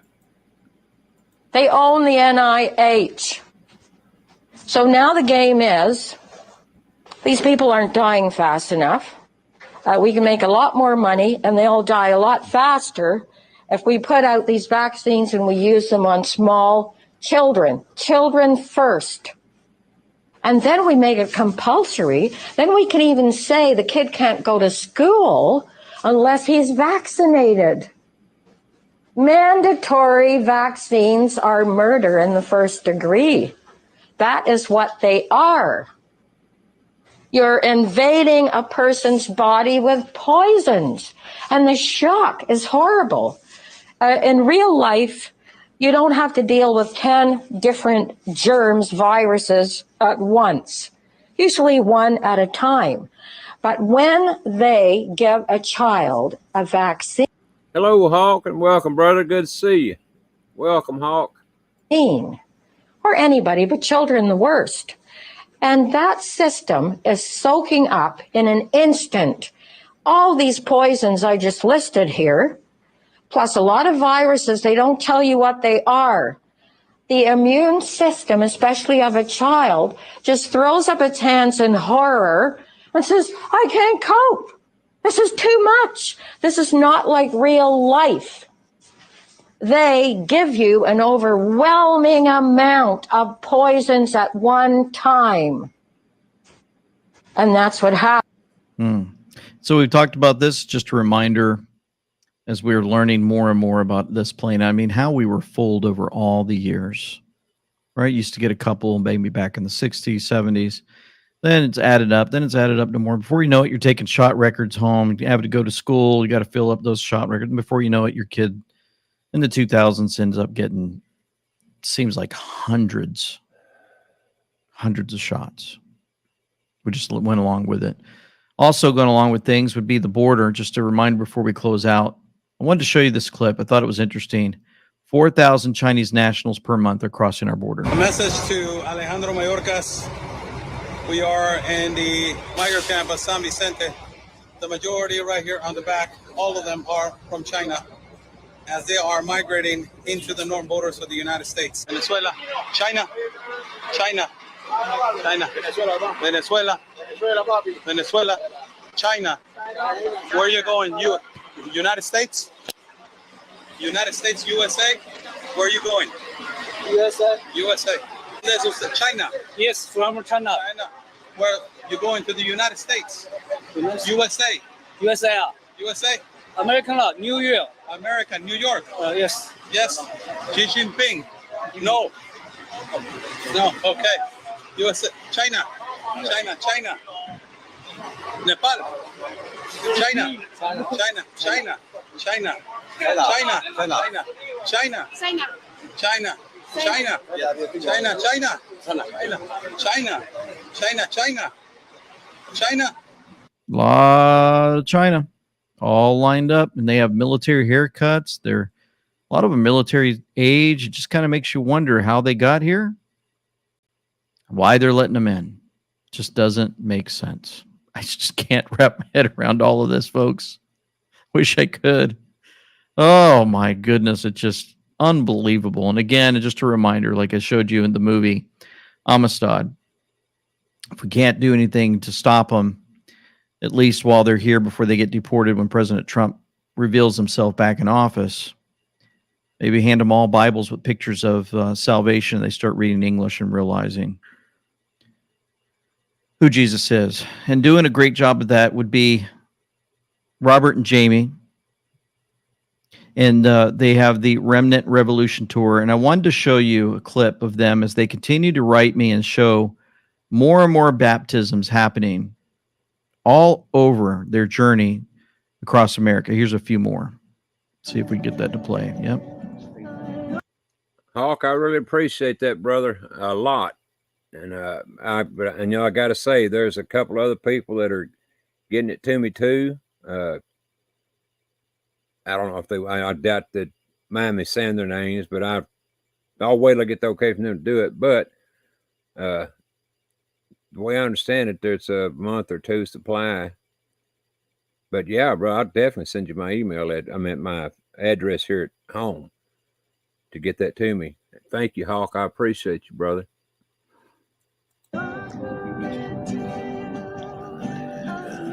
Diana, because of your faith in Jesus Christ and what he's done for us and the free gift of salvation, the remittance of sin, and because of your obedience to his word, I now baptize you in the name of Jesus Christ for the remission of all of your sin. In Jesus' name.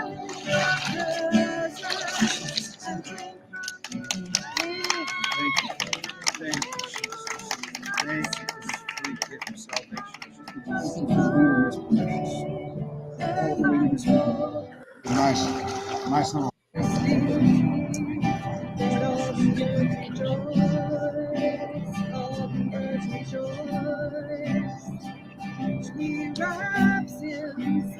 Gavin, because of your faith in Jesus Christ, what he did on the cross, blood that was shed for remission of sins, because of your obedience to the Word of God, I now baptize you in the name of Jesus Christ for the remission of all of your sins.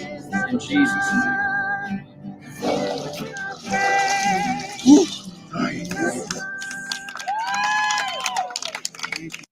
He's done for us on the cross. He died, was buried, rose again on the third day, the payment of all sins. And because of your obedience to the Word of God, I now baptize you in the name of Jesus Christ for the remission of all of your sins. In Jesus' name.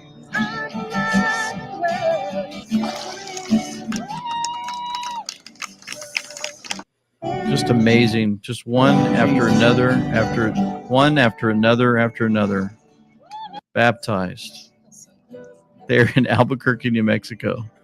He tells me that people are driving from all over the United States so they can meet them and get baptized. And it's just, he says someday we're going to have to get a stadium to get all these folks together and have this happen. And that's just a wonderful thing.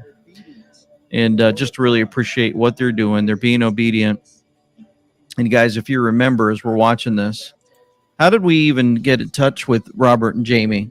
AG, if you remember that years ago, they were watching the And We Know podcast, and I was just recording, not realizing people would actually listen, and I didn't think it was going to grow to the extent that it has. But it's thanks to you and thanks to the Lord God Almighty and all of his favor on us and our family. And I was getting a lot of messages where our billboard was showing up with And We Know on it, and somehow, some way, somebody got me their information, and we were able to make contact. And what an amazing first call we had. And they were just looking for, I think, just a few $100 to get, raised to put up some more, because they were doing it on their own dime. And the next thing you know, we interviewed them, and every one of you came through for them in amazing ways. And they grew and grew, and were able to do this full time. And they're serving the Lord full time now, traveling throughout the United States of America. And just an amazing journey. And we're just so grateful to the Lord for what they're doing. So I want to make sure that we show that and remind everyone, no matter what we're going through, no matter how hard it might be at times, remember to bring everything that we have, all of our burdens, to the Lord. And I've watched this play out. I've seen so many things change over the years, the way we produce, the way we get the information. All right, I think that's enough of that one. And I did notice that Chap was having trouble with his phone there, so I guess he had to drop down and try to figure out what's wrong with his phone. But there he is. He's back. All right. Well, maybe I was looking at the wrong damn one there. I don't know. Can you hear me, Chap? Oh, Chap, can you hear me? Chap. He's got to be having trouble with his phone.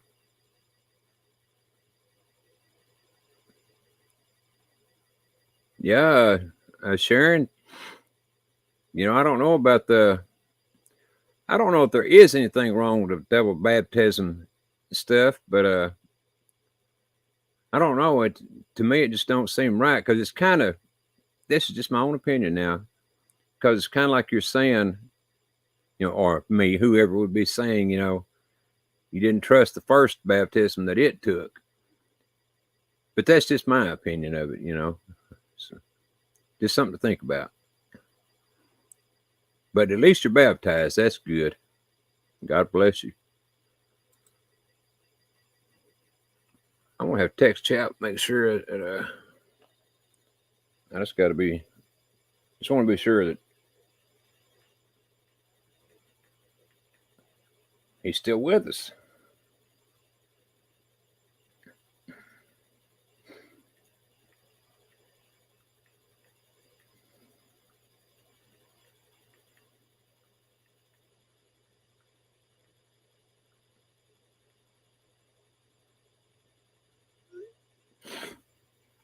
I guess we'll find out in a minute now.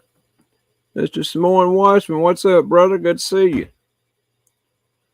Hope it was good enough. I hope it was good enough. Oh. I was baptized in a Walmart kiddie pool. No joke. Well, David, as long as you had the love of Christ in your heart, brother, I'm sure it was fine.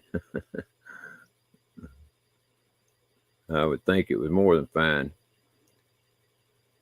Butterfly says, Ronnie, my son started throwing up blood again, so I'm pretty sure he will have to have surgery. Oh, crap. Sorry to hear that, Butterfly. Has he got ulcers or what?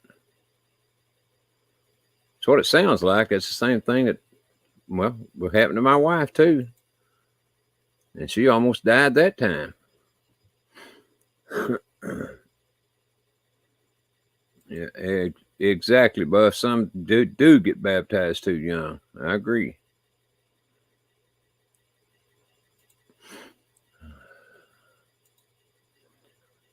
It was the same pastor at my church who did them both. Well, I guess what I'm asking, Miss Sharon, is why would he want to baptize you twice, though? Was it you that wanted to, or was it the pastor that wanted to, or was it both of you? I mean, I'm just saying I don't understand why you need to be baptized 2 times. You know, I mean, I'm just saying that once would seem like be plenty to me, but then that could just be me.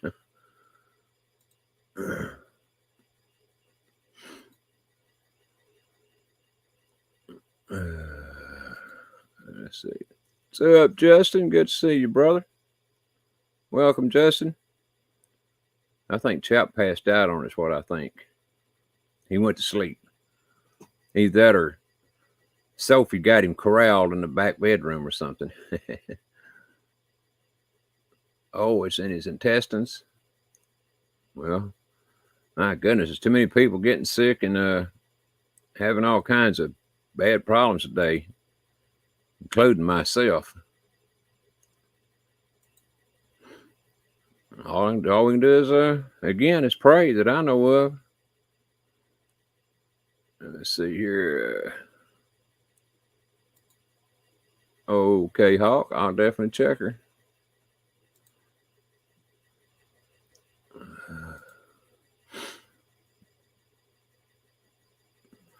Let's see.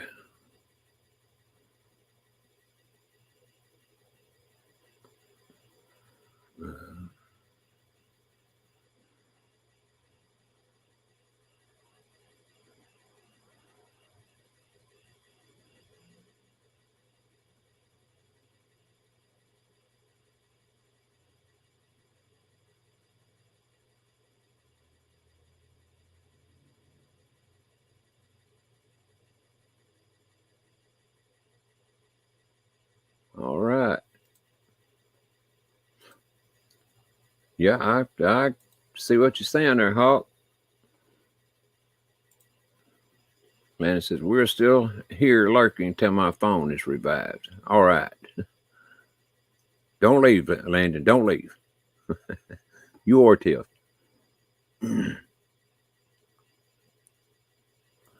Oh, I got you, Miss Sharon. Okay, I see. You just wanted to be baptized in a river. Okay, I see. Well, that's pretty good reason.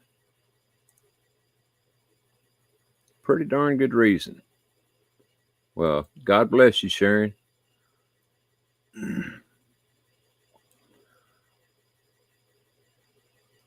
Thought I was frozen? No, I was reading Hawk's email. Thank you, Landon. Appreciate that, brother. I got another one coming up here, though. Can't get Chap to talk to me, so I guess I'll go ahead and show this get started on this other video right quick.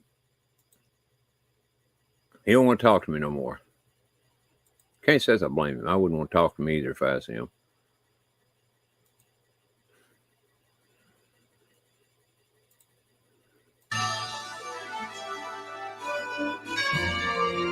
Begun to wonder aloud if advanced technology could possibly have existed on Earth thousands of years ago.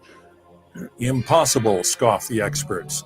Only in the last few generations, they say, has humanity learned to harness the forces of nature, and only in recent decades developed what we now proudly call high technology. History and the evidence, they assert, is clear on the point. But is it really? Today's state-of-the-art tests and cutting-edge research facilities and modern engineering laboratories have begun to confirm the incredible, the existence in Earth's ancient past of what can only be called space-age technology. Could it be that at a time when our ancestors are credited with being little more than hunter-gatherers, high-tech engineering methods equal to, if not superior to, our own were being applied on a worldwide basis? Could today's scientists and academics actually learn something from their ancient forebears?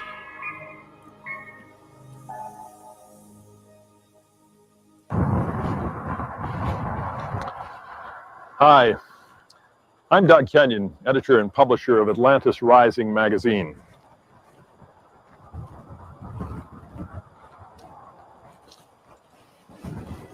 This is Stonehenge in southern England, one of thousands of mysterious megalithic sites around the world built by ancient engineers using methods which remain a mystery today.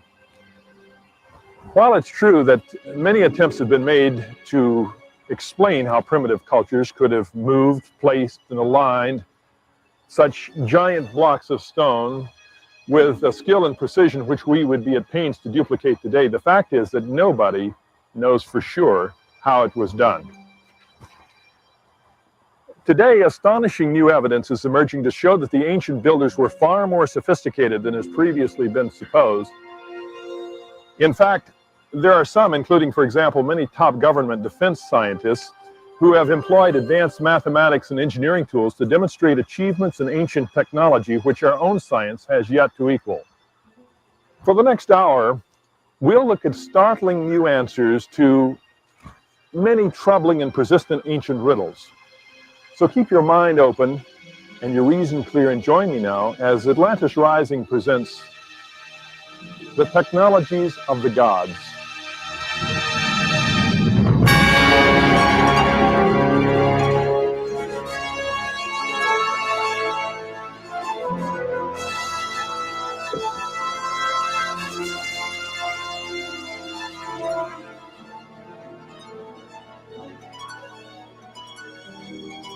Anybody with any degree of expertise in astronomy or in building or in architecture looks at the pyramids, the Sphinx temples, various of these other structures built out of, with cyclopean-sized blocks, and realizes that this could not have been done, as the archaeologists themselves, insist, by slaves with ramps and no pulleys but ropes, pulling these 70 and 80 and 100 and 200 ton blocks into place up mud ramps. So we're confronted by a technology, clearly a technology that we absolutely don't understand. One of the reasons why it is so difficult to approach Egypt, because their way of going about their lives was so very different from our own, that if you can't begin to experience on that level, and usually that experience comes out of a sensitivity to great works of art. If you don't have that sensitivity, Egypt remains to you forever opaque. In 1994, author and Egyptologist John Anthony West won an Emmy Award for research on the NBC television special The Mystery of the Sphinx. West and Boston University geologist Dr. Robert Schoch had jolted the orthodox academic establishment with powerful geological evidence that the Great Sphinx of Egypt was thousands of years older than has been taught. West believes that not only was ancient civilization on Earth much older, it was also much wiser than orthodox scholarship has maintained. One of the problems of Egyptology and archaeology and the study of ancient civilizations in general, and that is the modern conceit shared by virtually all academics, all official academics, that we represent the apogee of civilization, and that everything else that happened before us are sort of lesser breeds without the technology, as it were. When you come from my point of view, you tend to take an opposite tack, which is that for all our technological and even scientific brilliance, we don't know what the hell our lives are all about. And we should look, if we have any sense at all, before we self-destruct, to these ancient cultures for guidance, as it were, and not for comparisons, us against them. John Anthony West is not alone in his challenge to such arguments. Now, one of the main problems is the size of blocks involved. We're dealing with the Sphinx temple, for example, where blocks are in the region between 50 and 150 tons, some of them going much higher to 200 tons. Now, the confines of the Sphinx temple is very, very tight. So in order to move blocks in that very confined area, I cannot see how one can use the kind of primitive conditions that is traditionally allocated to the pyramid builders. Oftentimes, archaeologists find information and evidence that shows that they're wrong, particularly that civilizations were more advanced in ancient times. The Antikythera device, which is today in the Athens Museum, is such a device. It's a highly machined computer of dozens of cogged wheels fitted together in a very precise astronomical computer. When scientists examined this in the 50s, they declared that it was tantamount to finding a jet plane in the tomb of King Tut. We don't know how to move 200 tons. And what's more, when you get down to the question of how you build a pyramid, the Japanese found they could only do this by using giant cranes. And even then, they built a sort of tiny little pyramid. They couldn't do it. They didn't know how to do it. When I have discussed the lifting of these stones with individuals who actually do some lifting and do it for a living, we call them riggers, they express amazement, especially when we're talking about 200-ton blocks being lifted, and also talking about the 43 granite beams that were installed above the King's Chamber in the Great Pyramid, weighing up to 70 tons each and raised to a level of over 175 feet in the air. The technologist or the individual who would actually be doing the work express amazement that it could be done, and would say that it's almost an impossible task in this day and age. This structure, more than any built example on the face of this planet, is your proof positive of a technologically advanced civilization that existed prior to the first dynastic period in ancient Egypt. In his haunting classic science fiction novel, A Canticle for Leibowitz, author Walter M. Miller Jr. envisions a post-apocalyptic future in which a few fragments of our present civilization survive. Hundreds of years after a nuclear holocaust, humanity has again fallen into the barbarism of a dark age. Struggling to preserve the fragile relics which remain from a more advanced, albeit forgotten era, a handful of cloistered and dedicated monks seek to stave off the looming threat of total amnesia for humanity. The brothers themselves, unfortunately, have lost most of the keys to understanding the mysterious culture which preceded an ancient deluge of fire. Their mistakes of interpretation are many. An electronic schematic diagram, for example, though incomprehensible, is seen as a thing of mystical beauty, and one consecrated monk spends a lifetime lovingly illuminating it with gold scroll work. And within the cloistered walls of the monastery, tales of the fallouts, those dreadful monsters which once devoured the ancients, are whispered about with much fear and trembling. Ages pass in Miller's story, and understanding of nature's processes once again begins to dawn. Electricity is rediscovered. Mechanical transportation developed. Even powered flight. Technology is born again. And even as in a flawed and distorted way, the knowledge of the ancients is slowly reconstructed, odd patterns of the previous order ironically reappear. A theological dogma, for example, forbids recognition of the true nature of ancient advancement, and an arrogant new order seeks, by claiming the unprecedented nature of its own achievements, to buttress its own authority. Somehow, though, as Miller tells it, despite ignorance and tyranny, civilization painfully climbs once again to the heights and finds itself at a crossroads where, like its forebears, it must confront terrible dilemmas or die. If society was to survive, Miller believed it must somehow come to understand and overcome the challenges which destroyed its predecessors. Well, so much for science fiction. Nothing of the sort is happening on Earth today, right? The authorities have told us as much. To hear some tell it, the late Dr. Jacob Bronowski, for one, the story of human evolution is one of almost unbroken ascent from the darkness of the Stone Age to the so-called enlightenment of our present age.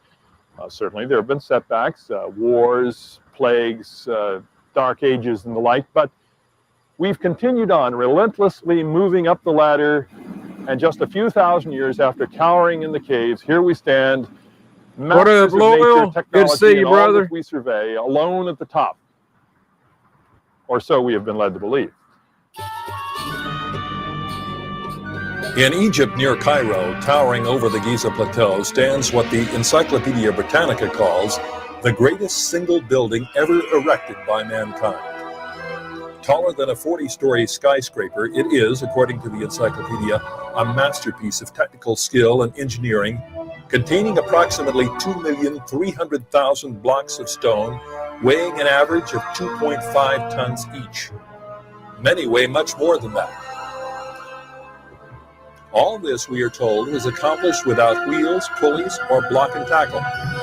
Moreover, often forgotten is the fact that the entire surface of the pyramid was once covered with 16-ton limestone blocks, polished to the tolerances of a contact lens, and fitted together so tightly that a sharp knife could not penetrate the joints.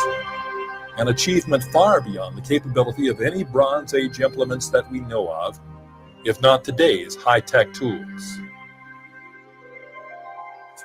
In Peru, near Lake Titicaca, the Calisaya Temple has been dated by astronomical methods to almost 17,000 years BC. Its massive stone blocks are held tightly together by bronze staples poured from some kind of portable smelter many millennia before the so-called Bronze Age. At the nearby Akapana Pyramid, stone blocks at the base are still so tightly fitted that a 50th of an inch thick playing card cannot be inserted between them. While at Pumapunku, work stone blocks lie about which weigh in excess of 100 tons.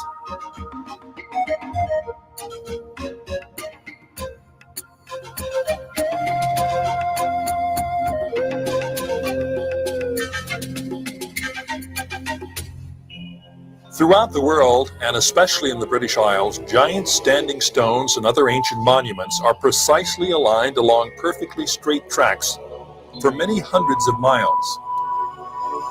The existence of this vast network of what are called ley lines suggests, at a minimum, the high development of mathematical and surveying skills. And just as mysterious are the stones themselves, which it is said were moved into place on primitive wooden rollers.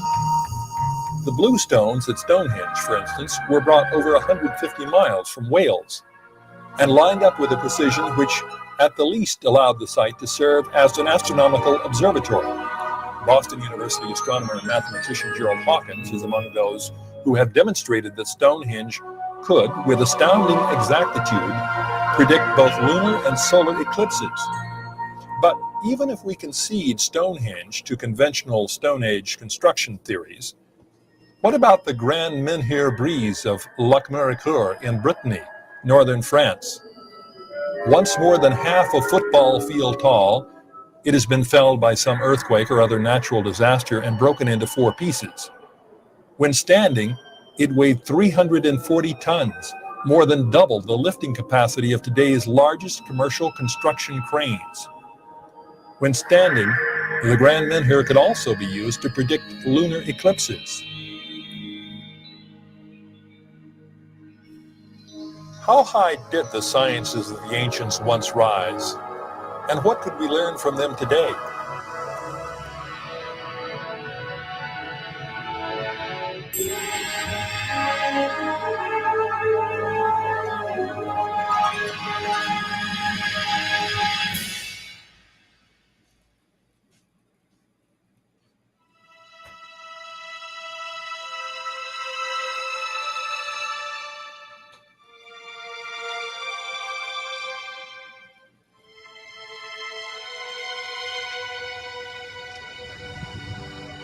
We're standing right now in the ruins of Old Sarum Castle. Just a short distance over that way is Salisbury Cathedral, a short distance that way, Stonehenge. All three are on a perfectly straight line, an ancient Lee line. Though Salisbury Cathedral was built in the 13th century, the site on which it is located is really much older, serving some kind of ancient ceremonial function for perhaps thousands of years before construction of the cathedral. The same is true for many churches throughout England. When the Christians arrived, they recognized the high esteem in which certain locations were held by the locals, appropriated them for their own purposes, and thus permanently marked such spots for posterity. In the 17th century, observers of the English landscape, primarily William Stukeley and John Aubrey, noted that many ancient sites appeared to be aligned along straight tracks of considerable length. 2 centuries later, Alfred Watkins, a Herefordshire businessman and amateur photographer, discovered what he called the Lee system, a vast grid of perfectly straight lines uniting all of England's ancient sites. British author and Cambridge-trained scholar John Michell has investigated the Lee system and other ancient lore and now argues that not only in England but across much of the earth are ancient earthworks and stone monuments built for an unknown purpose whose shared features suggest that they are part of a worldwide system which served the high elemental science of a civilization now lost to history. Caesar says himself that the Druids knew the size and shape of the earth and talked about those matters. But I've got examples of, say, island territories where you can tell the boundaries, they're defined by nature, where the surveyed centre is actually on the main axis of that island, the very centre, not an inch off. So all the roads, all the old tracks lead to here. They converge. Yeah, and they're very old too. Mm-hmm. And it's right from the main axis goes from East Anglia along something called the Icknield Way, a prehistoric path that falls on the whole axis, which goes right to the west, extreme west of Cornwall. And all along it there's shrines, and it's sometimes evidence of tracks, and then other trackways converge upon this place. So it's much older actually than these stones as a sanctuary. While the exact purpose of the Lee arrangement may be unclear, that does not mean it had no purpose. Some think it might have served to guide souls after death. Others believe it might have been some kind of power grid, harnessing subtle earth currents in some useful way which we have long since forgotten.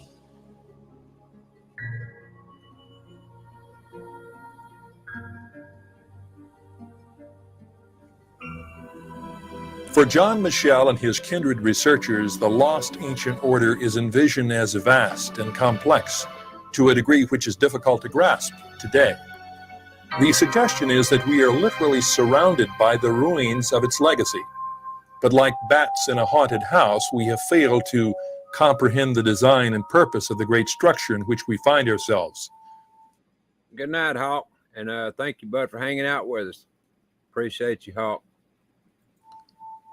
Only when we rise above the stereotypes of a more primitive way of thinking do we behold the grander landscape and discover where the rotting building timbers lie buried. The Lee line structure investigated by Michell and before him by Hello, Miss Sharon Steinspring, and welcome, girl. Good to see you. William Stukeley, John Aubrey, Alfred Watkins, and others implies nothing so much as the presence of a vast but coherent prehistoric order or civilization whose existence is difficult to deny.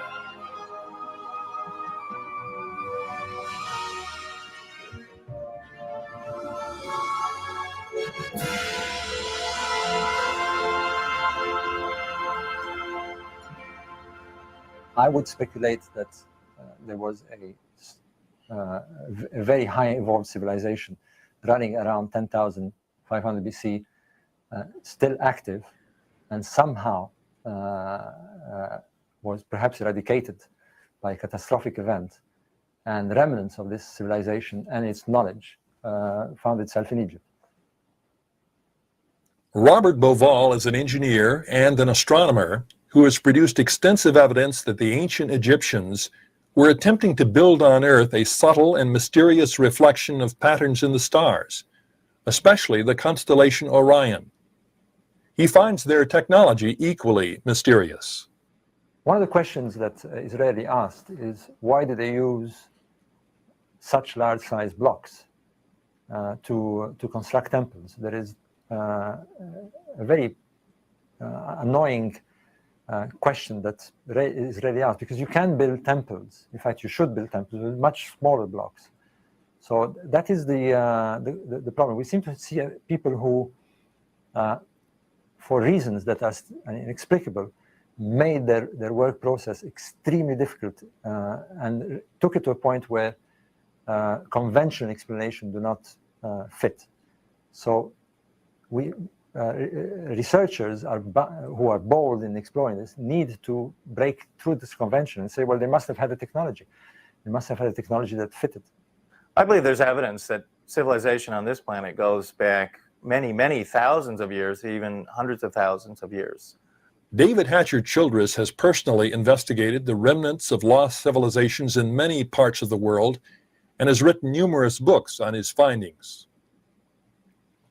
There's a number of unusual artifacts that are found, and more importantly, there is the evidence that comes from the ancient traditions, including ancient histories and texts, which also indicate that civilization has gone back many, many tens of thousands of years, and not just the 6,000 to 7,000 to 8,000 years that mainstream archaeologists say that civilization is going back.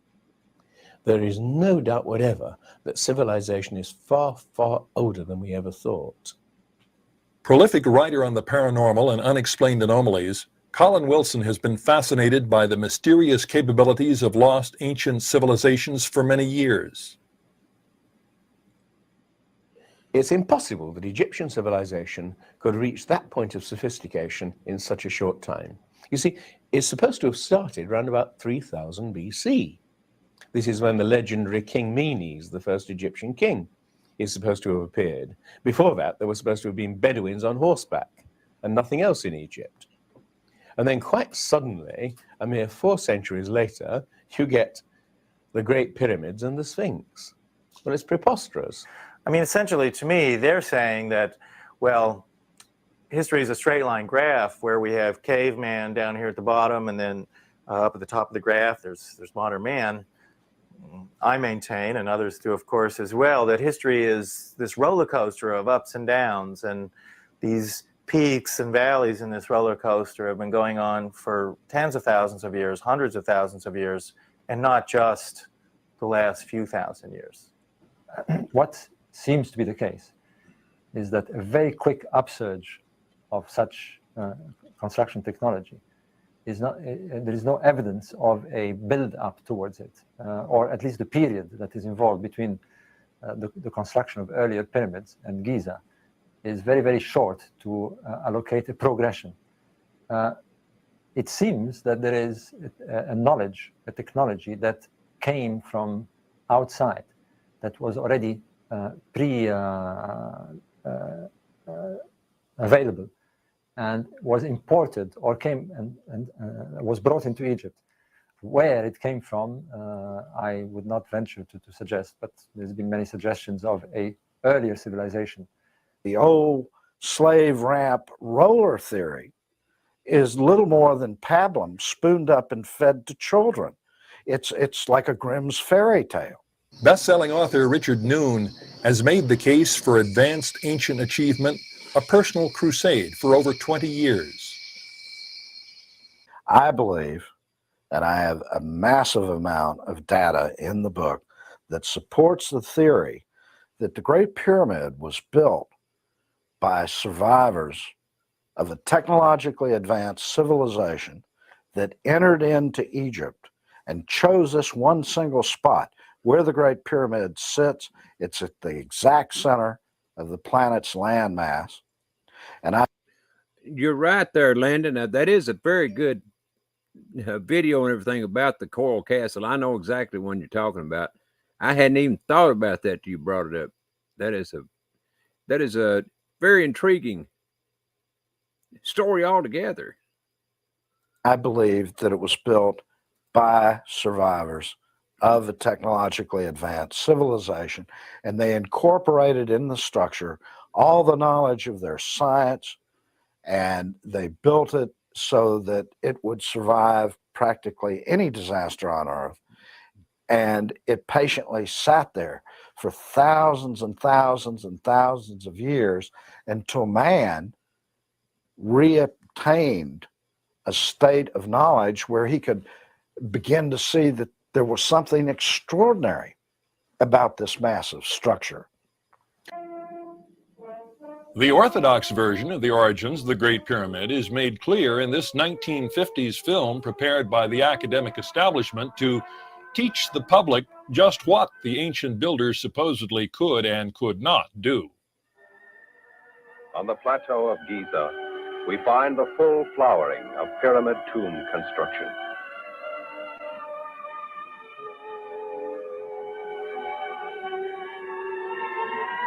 And the mightiest of all, the Great Pyramid of Cheops, one of the 7 wonders of the ancient world.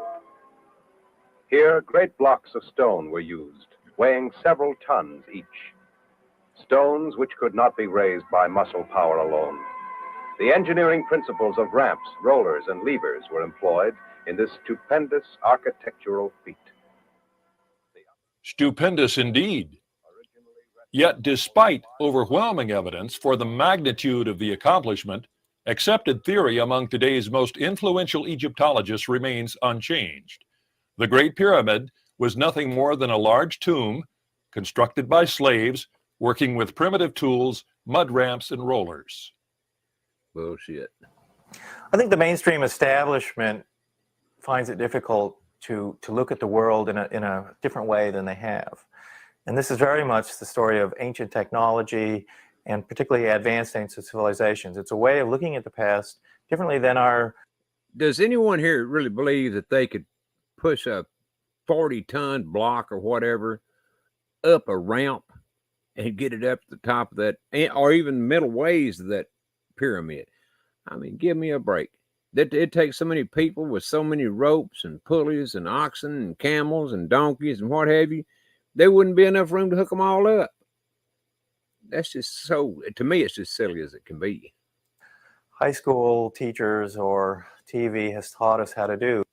The modern scientific establishment is only now being dragged, kicking and screaming, to the table. Mainly because of the media, combination of the media and the internet, it's now impossible for the opposition.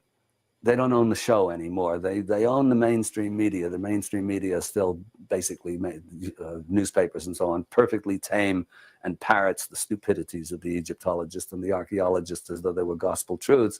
But we now have the internet and television, which actually has a huge advantage. Television catches a lot of flack because it is quite, I mean, it's in one sense quite rightly, it is absolutely amoral. I mean, television doesn't give a damn about whether things are right or wrong, as long as they make money.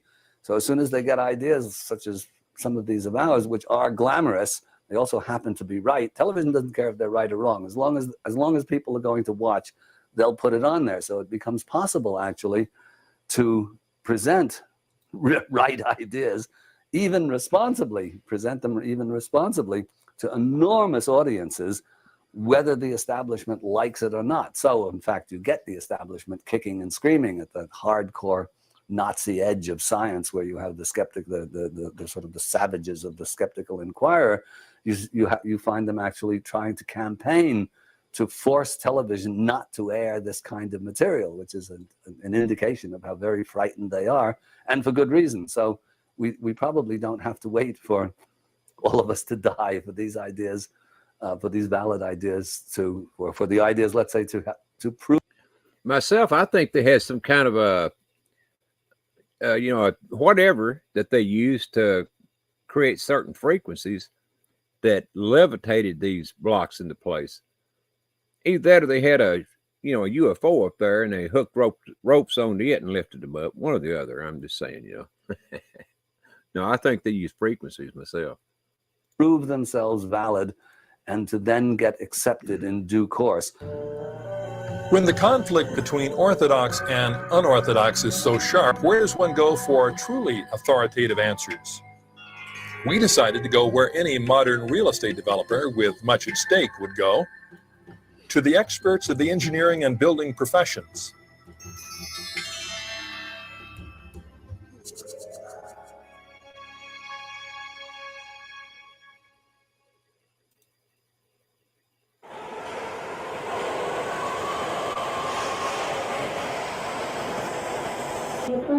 James Hagan is designer and builder of some of the most outstanding architecture in the world today. Among his creations are the Walt Disney World Shopping Center near Kissimmee, Florida, the Federated Department Store building in Cincinnati, Ohio. No, Landon, I didn't see that. I'm going to have to go back and watch that one, though, because I would love to see what, how any person actually became salt. But, it says in the Bible that, whose wife? Lot's wife turned to salt, so maybe so. Oh, and MARTA, Atlanta's gigantic state-of-the-art subway system. When it comes to computing the logistics and engineering requirements of a major construction project, where most Egyptologists must be considered mere amateurs, Hagan is an expert.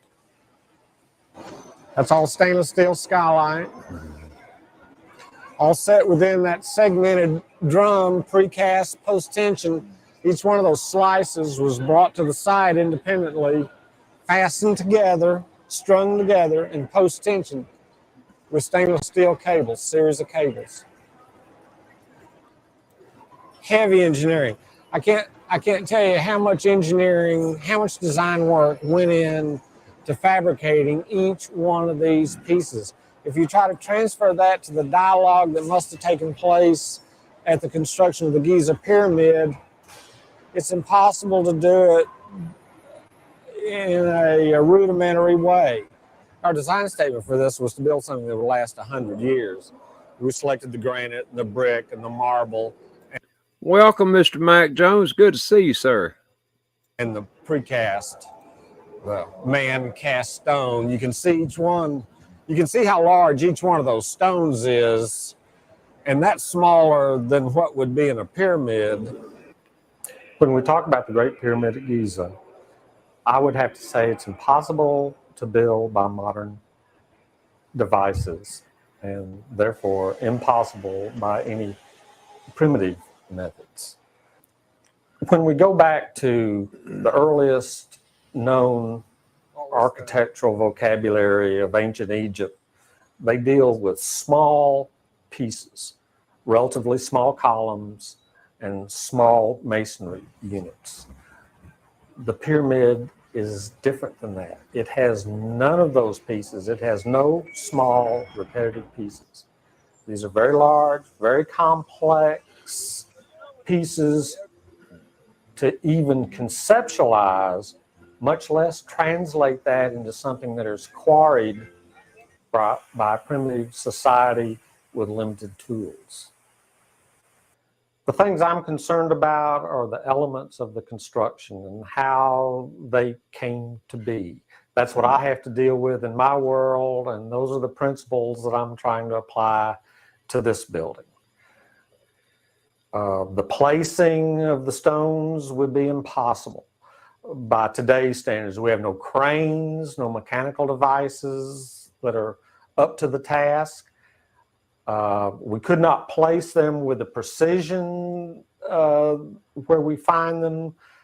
The alignment, buildings today are simply not situated that perfectly on their site. We don't even try for that degree of accuracy in buildings today. There's really no reason to do it.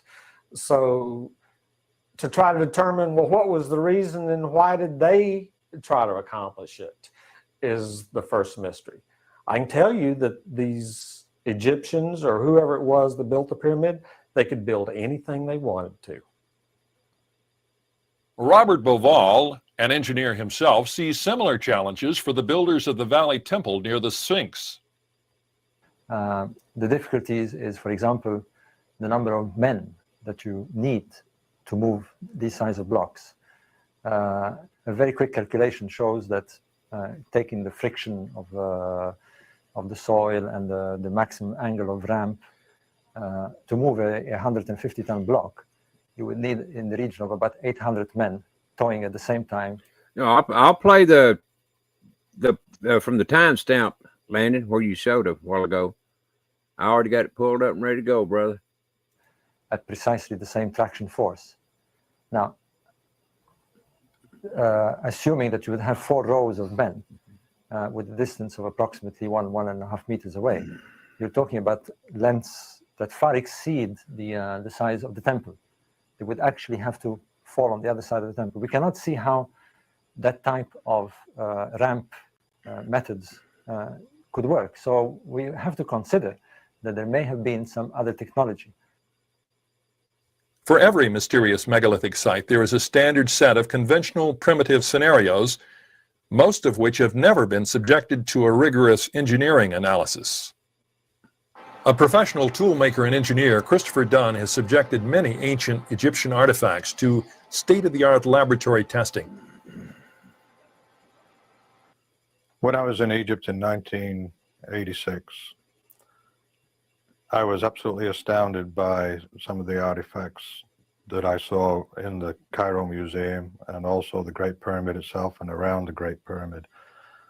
Specifically, I was looking at some of the granite stones that were broken off the second pyramid and the sharpness of the corners, the flatness of the surfaces. So when I went back to Egypt in 1995, I took some tools with me, some instruments with which I could check the precision of these artifacts. I had in front of me an artifact that had a contour and it showed that it was actually, it must have been cut using some mechanical device that traveled or guided a tool in 3 axes, because the tool marks and the contour of the artifact itself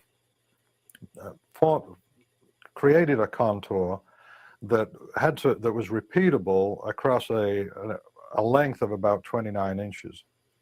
Also, the tool that cut this contour, when it came to a corner, it left a radius, and that radius was consistent around the entire block. But I wanted to measure it against what I knew to be a true radius, and so I measured it against just a standard gauge that you would find in a machine shop, which is a radius gauge. But you can see that that is actually a true radius. You bring it away from the radius and you see the light disappearing, or you see the light appear and then you bring it into the radius and the light disappears. And so what we had on that particular block was a true radius that went completely around the corner blend. Evidence of machining, clear evidence of machining. It was repeatable and precise. There are fine grooves that one sees cut in this kind of work, but the reproduction itself is a duplication that would require a template, a machine template to reproduce it. And that is what Chris brought out. The other thing is planing. He convinced me, at least at one stage, that the kind of planing of stone, such as granite, would require machine planing to the precision that some of the blocks have been found. For example, some of the granite blocks in in the Great Pyramid, and more precisely, we examined together some sarcophagi in the Serapeum, where the planing is almost so smooth, flat, almost like a mirror, within the kind of precision that one wouldn't expect by hand planing. So that's the kind of thing that began to convince me of something, of a greater technology than mere hand technology. The inside of the sarcophagus in Khafre's pyramid is extremely precise. I used the precision ground parallel on the surface on the inside of the sarcophagus and found it to be so flat that you could not see light pass through the interface where the metal actually met the granite. Sliding that parallel along the surface was like sliding a gauge along a precision ground surface plate that you would use in a tool shop. Regardless of where you moved this parallel, whether you moved it horizontally or vertically, up and down, it was so precise. I was absolutely amazed. I exclaimed, space age precision. And it's not just the tools for cutting. Even if you would accept that they were able to machine this or to actually cut this using sand and using bone or using other rocks and bashing it or using copper chisels, even if we were to accept that, to be able to create these artifacts and create these perfectly flat surfaces and repeat the precision over a large area would require other instruments, metrology instruments, because these were not done coincidental. They were done intentionally. They had to be intentional. So it would have required other metrology equipment. Not content with simply saying that Egyptologists are wrong about the capabilities of the ancient builders, Dunn makes the astonishing assertion that the ancient Egyptians used at the least high-speed drills and even ultrasound.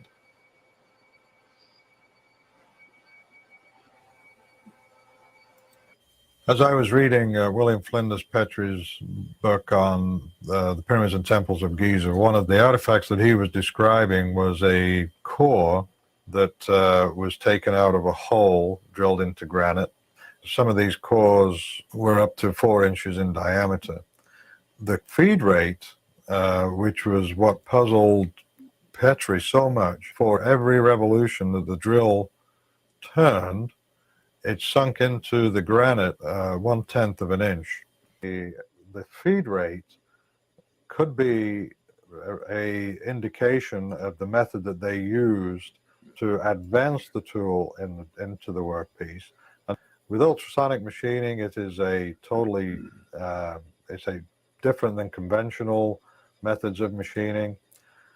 Essentially what you have is a vibrating tool bit, and the tool actually cuts through vibration, and an abrasive slurry would be fed into the workpiece to assist and accelerate the cutting action.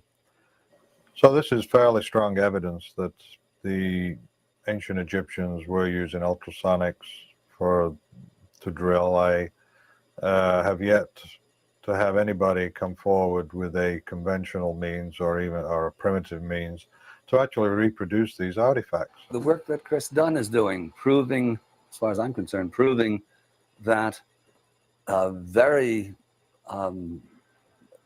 sophisticated machinery of some sort was used to cut and polish those stones is, I think, extremely compelling. And I mean, the evidence comes from where evidence is supposed to come from somebody who actually cuts stone himself and who works with machines. Egyptologists and archaeologists do not cut stone and do not work with machines, and their opinions in such matter, as with the weathering patterns on rock, are basically of no particular value. Their PhDs in Egyptology does not give them any expertise whatever in the machining of very hard rocks that we can't machine today.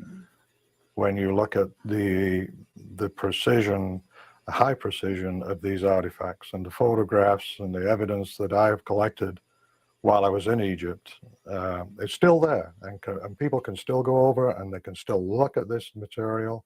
They can take measurements, and then they can look at the evidence and say, yes, there's no way this could be done by primitive society. We have to revise the theory. Inventor Patrick Flanagan is best known for his book on pyramid power. He believes the ancients possessed an insight into the capabilities of the pyramidal form itself, which is only beginning to be rediscovered today. In my research, I further established, for example, that if you were designing a pyramid microwave horn, the impedance of free space is about 377 ohms. This is well known. And in a pyramid, if you change the angle of the pyramid, what you find out is that the impedance, the matching impedance will change. This is well known in electronics. And basically, if you take the geometry of the Great Pyramid, the impedance at the apex is 377 ohms, which is the impedance of free space, which means that it's a perfect resonator matching the impedance of free space. So there are many possibilities that the pyramid can resonate not only known radio frequency type energies, but also other possible energies, for example, scalar signals. We now know that we have a lot of scalar energy fields, 0-point energy, for example, and that the pyramid could be resonating because it is resonant to the impedance of free space. They used a chemical engine at the heart of the building site to build the building up from the middle and outward. Richard Noon believes the Great Pyramid was built using hydraulic techniques. The technology used was not rediscovered until a man by the name of Edward Kunkel, who I tell his story in my book, spent 30 years of his life, up until the time he was 80-something years old, deciphering how the building of the Great Pyramid took place by an ingenious use of water, applied physics, compounded atmospheric and gravitational pressure, and an ingenious use of vacuums where water was used as the lifting medium. With this hydraulic system of engineering, you can lift 70-ton stones up, move them, set them gently in place with no handling scars. Colin Wilson believes the advanced capabilities of the ancients are best understood in terms of highly developed psi powers, which are now latent. These peculiar powers, I'm sure the Egyptians didn't know they were performing magic. They did these things probably under the guidance of a priest. They did them all together singing as they did it. They heaved these great 6-ton blocks into position, or in the case of the Sphinx temple, 200-ton blocks. They thought the god did it or whatever, and suddenly the block was in place. When we do these things in this strange state of sheer happiness, I'm sure, everything works. Writer David Hatcher Childress believes that every technology known to man was as familiar to the ancients as it is to us. However, according to many of the ancient sources, including legends, there is evidence that such things as levitation and kind of sonic or sound technology has been used in levitating stones. No, Buff, we can't see how you comb your hair. So you're saying you comb your hair in a comb over? I got you. I kind of figured you did, but I'm just glad to see you telling the truth about it. Similarly, we know that the ancient Romans and the Mayans used concrete and cement quite a great deal, much the same way we did today. And similarly, I mean, there's evidence that some ancient structures have actually been molded into place and are a very sophisticated form of concrete. So I think we have a combination of different building techniques, which include everything from pouring concrete, much like we do today, to even levitating stones with sound and other high-tech devices, to even just simply moving massive stones by truck or train or by crane. But if the ancients possessed such advanced knowledge, the question remains, when, where, and from whom did they get it?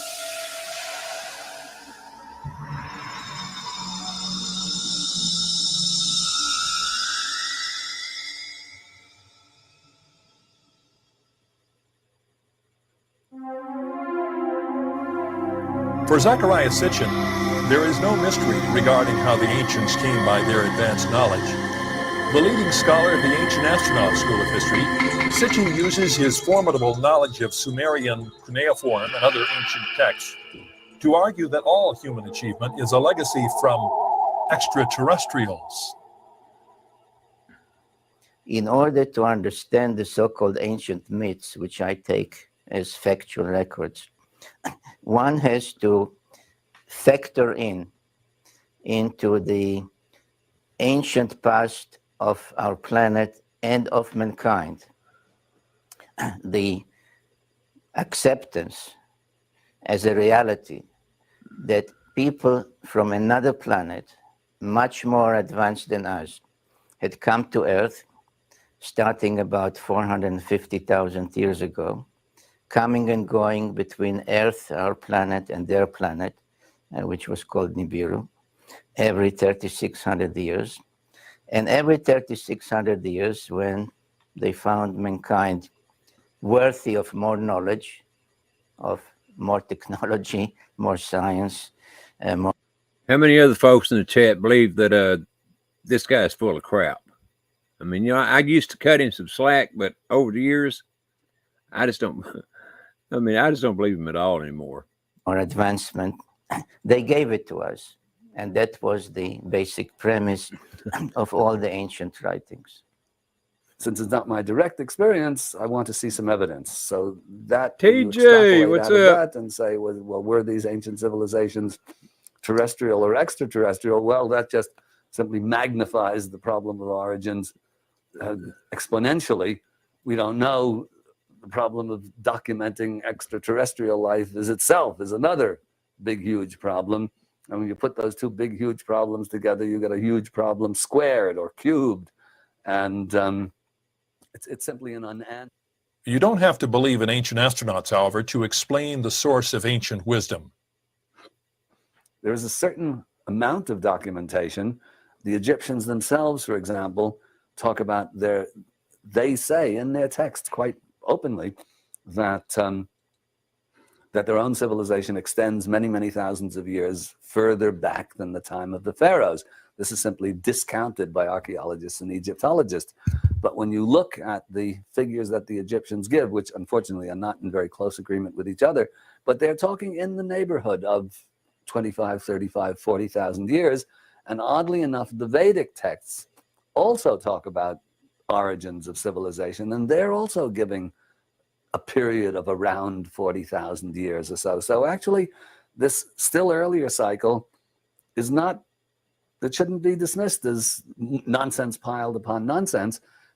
This technology was known in the ancient land of Atlantis and Lemuria, and that at that time we applied those powers to shape the pyramids as a record to us of a long forgotten time when we were wiser and more closely connected to the creative forces. But we're evolving back to that now. In fact, we're fast approaching an era in which we'll regain that wisdom. Author and researcher John Van Auken is executive director for ARE, the Association for Research and Enlightenment in Virginia Beach, Virginia. Established to pursue the work of Edgar Cayce, ARE preserves in its library transcripts for thousands of clairvoyant Cayce readings given in the first quarter of this century, dealing with everything from health to Atlantis. The material, where testing is possible, has proven uncannily accurate. Today, researchers carefully comb his words for clues to many mysteries including the scope of ancient achievement. According to Edgar Cayce, much of the sophisticated technology we see represented on the Giza Plateau was actually because we were more sophisticated consciously in ancient times. I know right now we hold to the theory that everything old is primitive and that only the more modern things are more sophisticated and wiser. But the truth is there was a time prior to this evolution in which we were highly sophisticated and could use the forces of nature and of the universe to actually affect matter and material. That was before we let the evil ones dumb our ass down. You know, once they got started on the dumbing down program, well, then we lost it all. But I definitely agree with what he just said there. We were way more intelligent and able to do many more things in the past than what we can now. Edgar Evans Cayce, the youngest son of Virginia Beach's famous sleeping prophet, has recently collaborated with his daughter, Gail Cayce Swartzer, and writer Douglas Richards in the re-release of their book on the Edgar Cayce readings on Atlantis. According to Cayce, it was at least as advanced, or maybe more so than ours. He talks about in the past, in the very distant past, 50, 30,000 years ago, of flying machines, and talks about technology that sounded like gene research. It sounded like development of lasers or masers or atomic power. He talked about things that were very highly, very scientific, especially when you consider these readings, some of them were given in the 20s and 30s, and some of the technology hadn't been developed yet.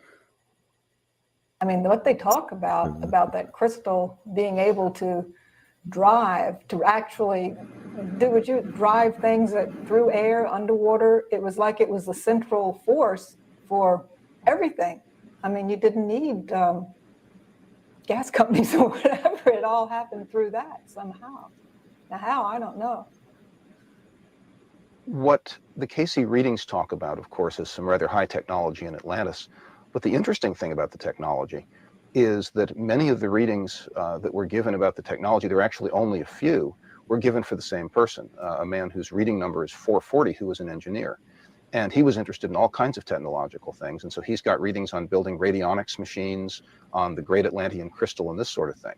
And so a lot of people are surprised. They expect there are many Cayce readings on Atlantean technology, whereas the more you search the readings, the more you keep hitting against Mr. 440's readings. And those are quite interesting. Cayce encouraged him to work on developing technology and also put in some strong warnings, because he said that he was one of the people involved when they tuned the crystal too high and destroyed Atlantis. So the readings combined this encouragement in working with technology and warnings that he'd better be a little more spiritual this time around. What he said was that some of this technology would be discovered in the next 25 years. Well, almost exactly 25 years to the date after that reading, there were two things that were discovered that might relate to what he was talking about. One of them was the discovery of the antimatter. And of course, the combination of antimatter with ordinary matter would be the complete obliteration of all the matter into energy, and it would be a much greater explosion than an atomic or hydrogen bomb. Another thing that happened almost exactly 25 years later was the development at Bell Labs of the first maser. Writer Tom Kay is a lifelong student of the Edgar Cayce readings. Atlantis destroyed itself. It just literally brought itself down because of the misuse of its technology. And it eventually, I guess, just the powers to be, or the energy that it misused, eventually destroyed the country.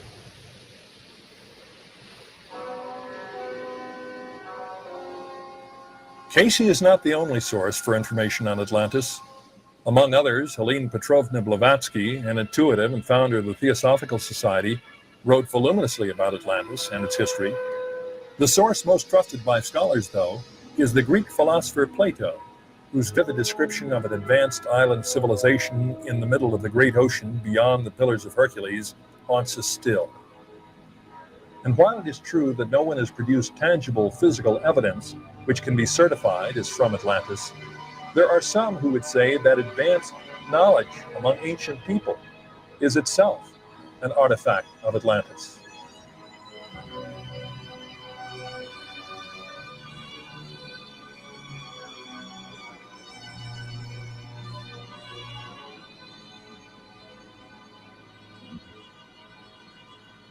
Kiss off, it seems to go on and on and on and on, don't it?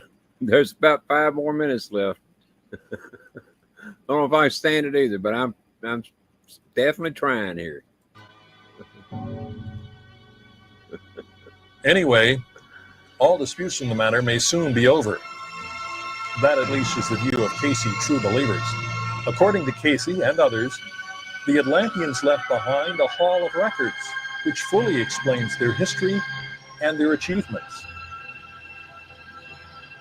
Well, the nearest thing he said to where they might be was that there was a passageway to this chamber or pyramid that these records are in from the right forepaw of the Sphinx. And evidently it was, according to him, it was in front of the Sphinx somewhere. Until somebody finds that, we won't know if he was right or not.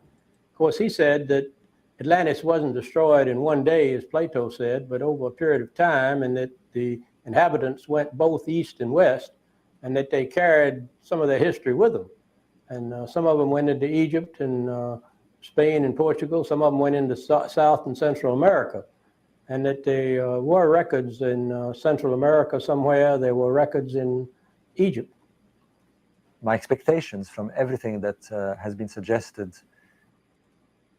Well, it just quit. I don't know what happened. It just quit. What could have, if it could have anything to do with my finger pushing the button? Could have. But anyway, I enjoyed as much of that as I could stand. Y'all please don't be mad at me because there's only about 4 minutes left anyway. If you're mad, well, I can't help it. All right, I'm gonna save the video from landing for last, depending on how long this next one is here. That is, of course. And well, it's not very long, I know, because I have watched it. So here we go.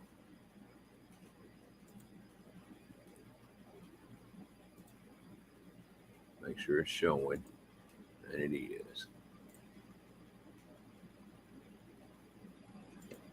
In World War II, the Nazis would kidnap certain children, and they would use these children to go act as though they were seeking refuge and send them out to find Jewish families, beating on the door and saying, please hide me from the Nazis.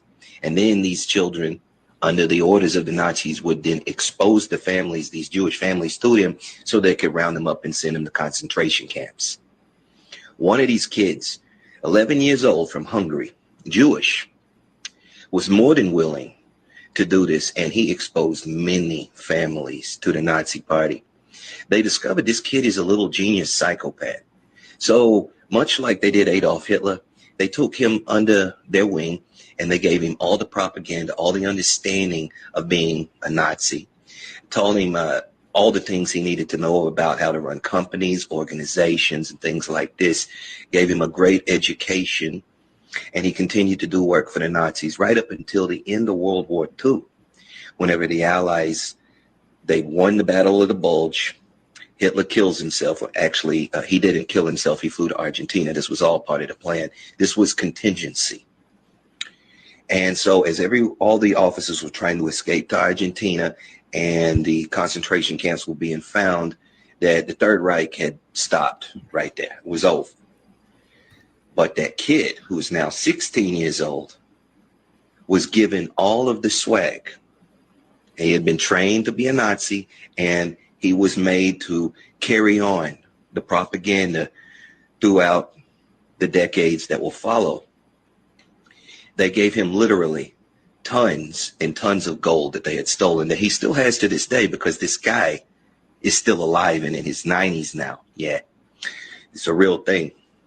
one of the wealthiest men in the world, which he has allocated his wealth to different demagogue causes. Yes, and there's several organizations in this United States that you readily know that are championed by the mainstream media that he directly funds and founded. Yeah, not common knowledge. It should be. It's right in your fucking face, but no one knows. And it's ridiculous that no one knows this. Well, so few people know this. This guy ran Moderna. Yeah, he was behind so much and still is to this day. His name is George Soros. Of course, that wasn't his birth name. He changed it to that. But yeah, a Jewish Hungarian Nazi who is there to help his constituents and all the people in the cabal take over the fucking world. Yeah, under the ideology of Nazism.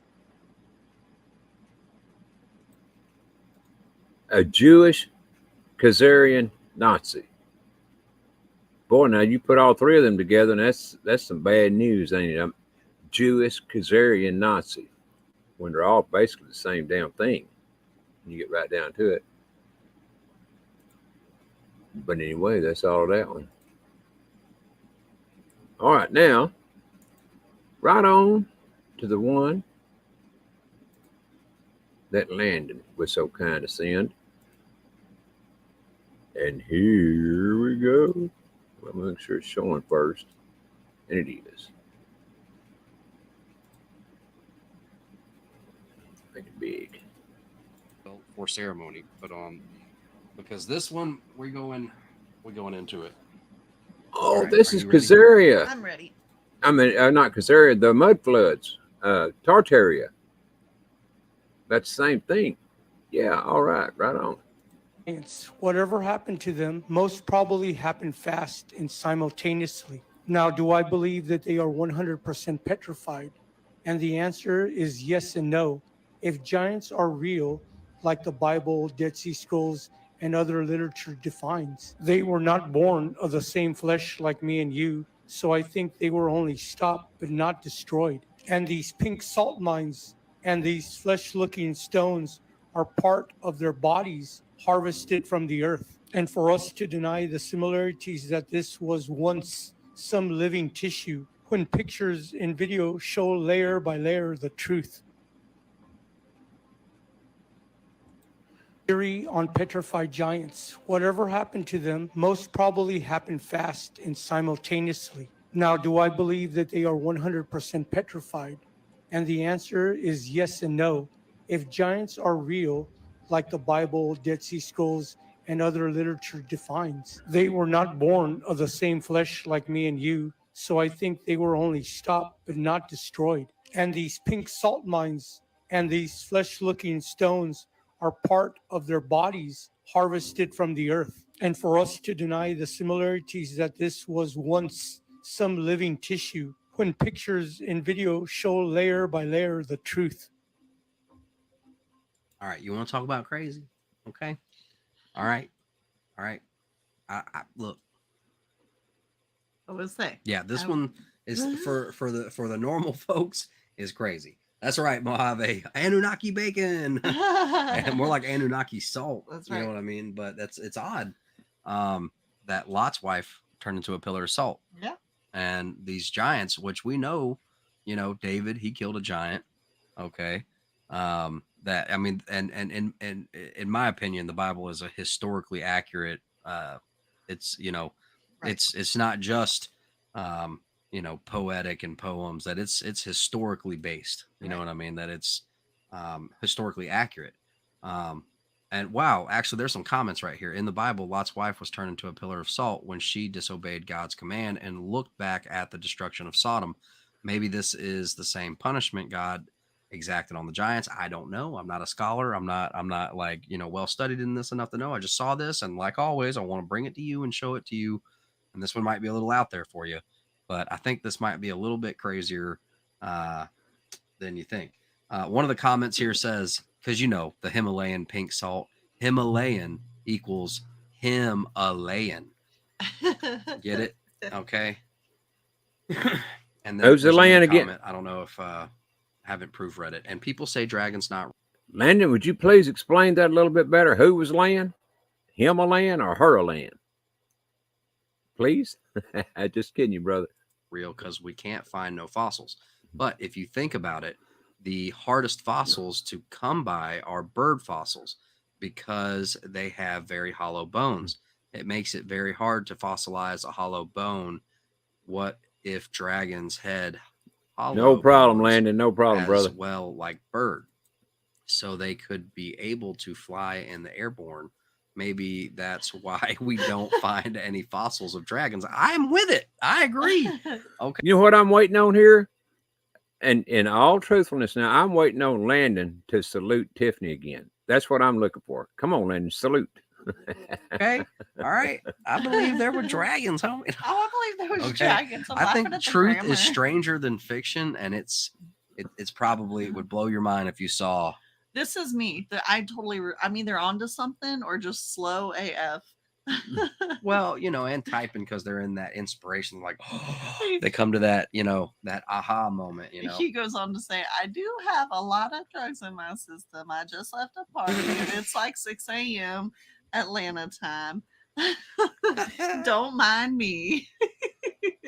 Yeah, I mean, hey, look, I'm not leaving it. I keep my mind open. I'm open to the possibility that That's this right. is true, and I'm open to the possibility that I'm wrong or that Yeah, I can absolutely. be wrong. So when I found this one, I almost laughed because it was like, no, come on. And then when I saw like the pictures, I was like, oh my gosh, I don't know. I can't take on anymore right now. So I'm just gonna have to laugh this one off and also low key kind of believe it.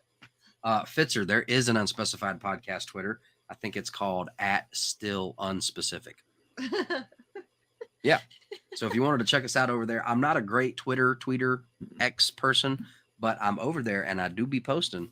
But I usually, the stuff you're going to see on my Twitter are the Bible verses that I share on the stream and other stuff. But it's mostly Bible verses. But you can definitely find me over there. Just Scotty, good to see you, dude. Bro fist, bang. Good to see you, brother. Man, good to see you, Scotty. All right. Let's see. So what do you think? I don't know. I think it's interesting. I think That's it's for sure. interesting. I definitely I think that if it had been like 7 years ago and the world wasn't super crazy, I would definitely like do more research on this. But as it is, there's too much going on. yeah, Gotta move on. I can't worry about. I'll just get the regular iodized salt. Okay. Are you sprinkling petrified giants on your food with that pink Himalayan salt? I'll be honest, it hadn't occurred to me. I will never see Himalayan the same because now I'm just going to see it as Himalayan. Okay. All right. Here we go. Alex Stein 99. I don't know. I agree with him on this take.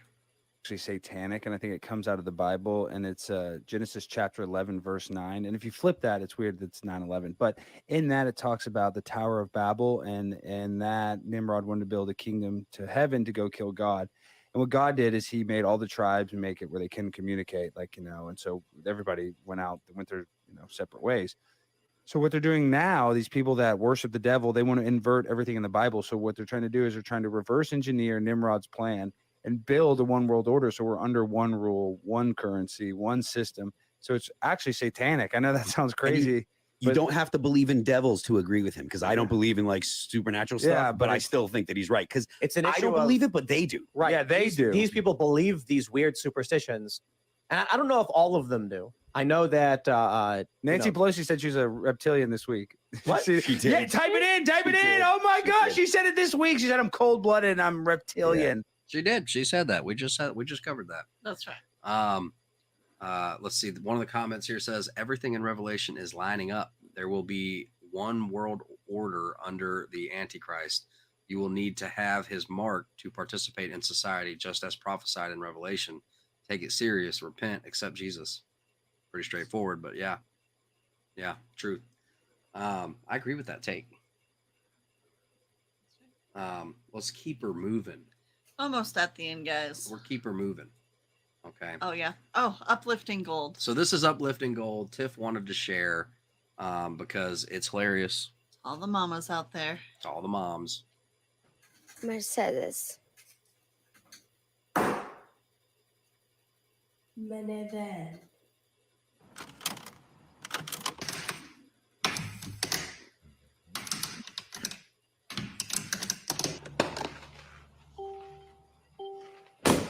Mercedes.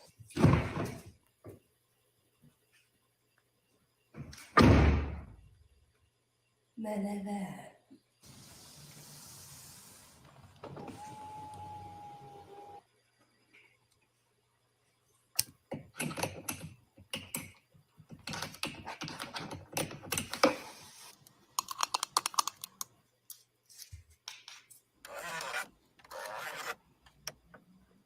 Mercedes. Minivan.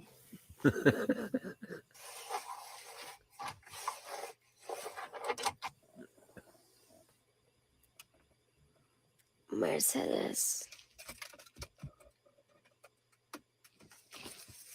Minivan. Mercedes.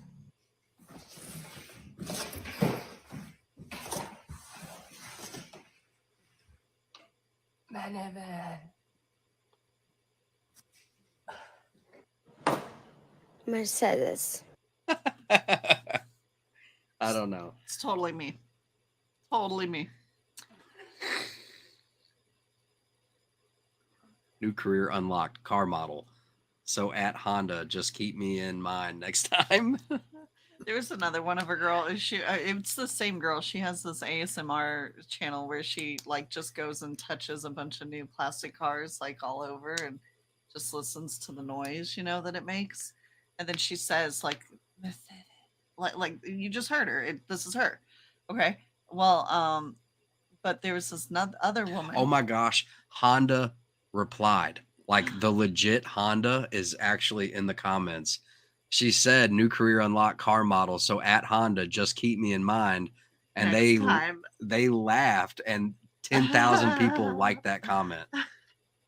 And so, anyway, this other woman, she's known for like the horse farmer, and she's known for like riding her horses and taking care of her horses in a bathrobe. And so this girl's doing, like Mercedes Benz, and she's like horse carriage. And, she touches the rim, and the other girl touches the hoof, and she's like horse carriage. And the girl takes a drink of a little coffee, and the other woman takes just this big old gulp of like whiskey or something. She's like, "Oh, carriage." It was the best. I can't believe Honda is actually in this. Yeah, it makes me like him a little bit better. Yeah, that's hilarious. That's awesome. Mr. Bobby. Anyway.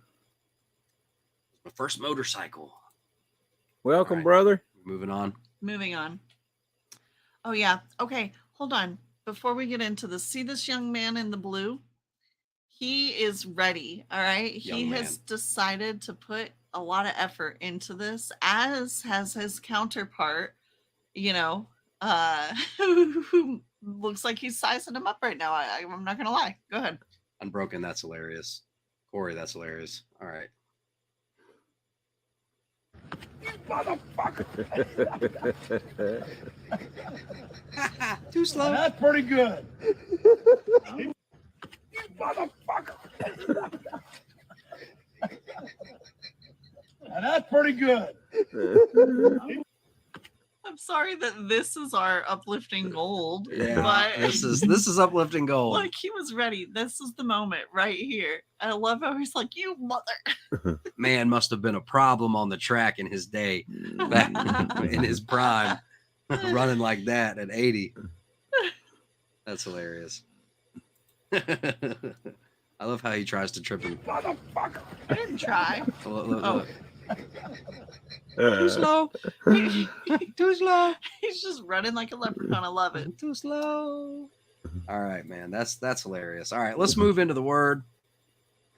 Okay. Forgive as the Lord forgave you. Colossians 3:13. Forgive as the Lord forgave you. Blessed are the humble, for they shall inherit the earth. Matthew 5:5. Jesus' name. The grass withers and the flowers fall, but the word of our God endures forever. Amen. Isaiah 48, 40, verse 8. Put God first and you'll never be last. Put God first and you'll never be last. Fan into flame the gift of God which is in you. 2 Timothy 1:6. I'm enjoying it, Landon. God is only a prayer away, y'all. He's only a prayer away. Go to him in his son's name, in Jesus' name. Amen. Christ is before all things, and in him all things hold together. Colossians 1:17. The Lord is my shepherd, I shall not want. Psalms 23:1. Now, this reminds me of another translation that it's, the Lord is my shepherd, I shall want for nothing. You know what I mean? Like that not that you won't want him, you won't want. You know what I mean? That's good stuff.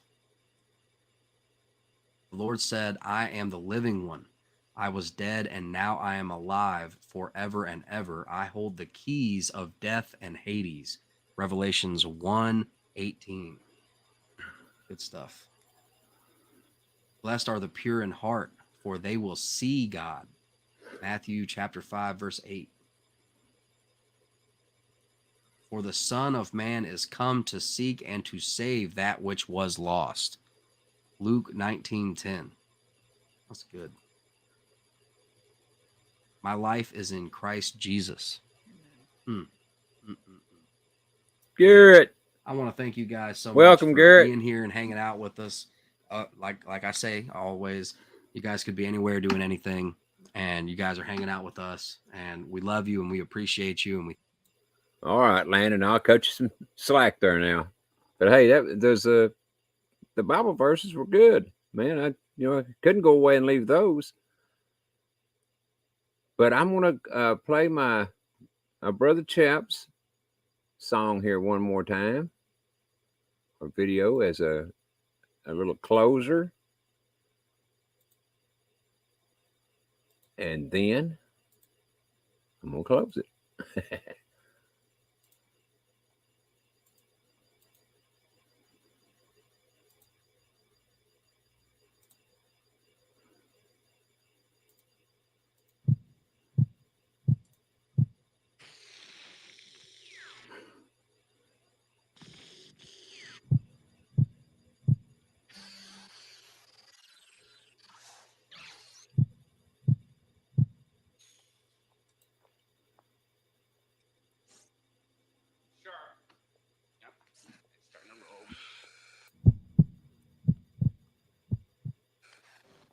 Come on, William. Where you at, William?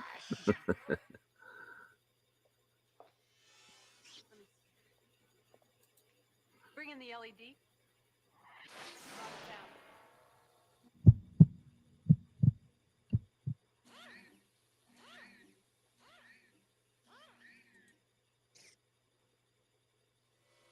He's on. You're gonna be a bad motherfucker.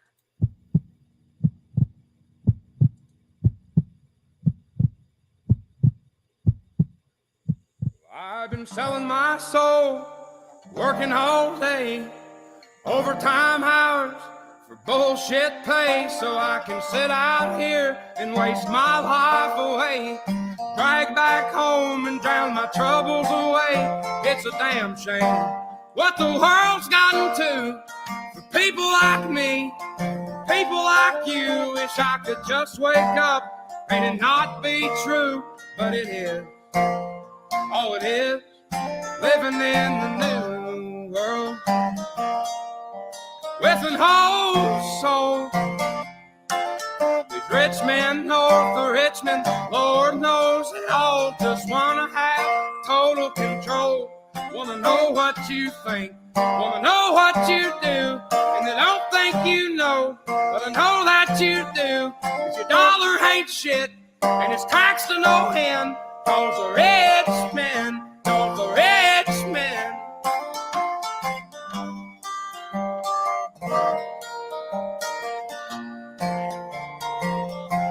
I wish politicians look out for minors and not just miners on an island somewhere. Lord, we got folks in the street, ain't got nothing to eat, and the obese milking welfare. God, if you're 5'3" and you're 300 pounds, taxes ought not to pay for your bags of fudge rounds. Young men are putting themselves 6 feet in the ground, 'cause all this damn country does is keep on kicking them down. Lord, it's a damn shame what the world's gotten to for people like me, people like you. Wish I could just wake up and it not be true, but it is. Oh, it is living in the new world with an whole soul. These rich men north of Richmond, Lord knows they all just want to have total control. Want to know what you think, want to know what you do, and they don't think you know, but I know that you do, 'cause your dollar ain't shit, and it's taxed to no end, 'cause the rich men, north of Richmond.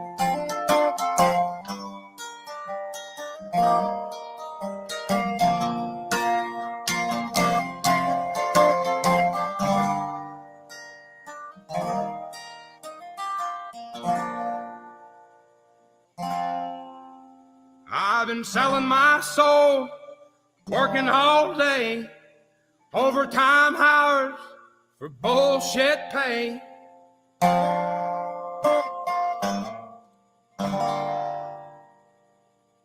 Blink. That's the name of that tune.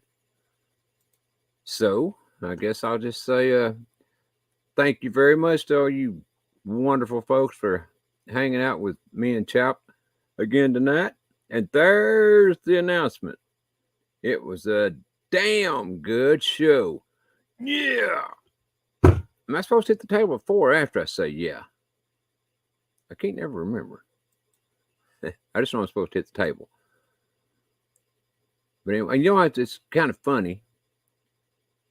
One of the best videos, if not the best videos we showed tonight, was the very last one from Landon and Tiff. I hope Buzz still here. Where is he? Well, he says he is. I don't know. He's probably gone now. But anyway, I was just kidding you, Buff. It don't matter? All right. I got the official word from William. It don't matter if I hit it before, after, during, or midways through. All right, folks. Well, I'm going to get on off here and you don't think that? Well, I had to give Buffering a little bit of a hard time there, Landon, but it was a good video. It honestly was. And same to you, Miss Jody. Much love and blessings to you and to everybody here. We'll see y'all tonight, most likely. Good night, everybody, and thanks for kicking it with me and Chap, as he would put it. Good night, y'all.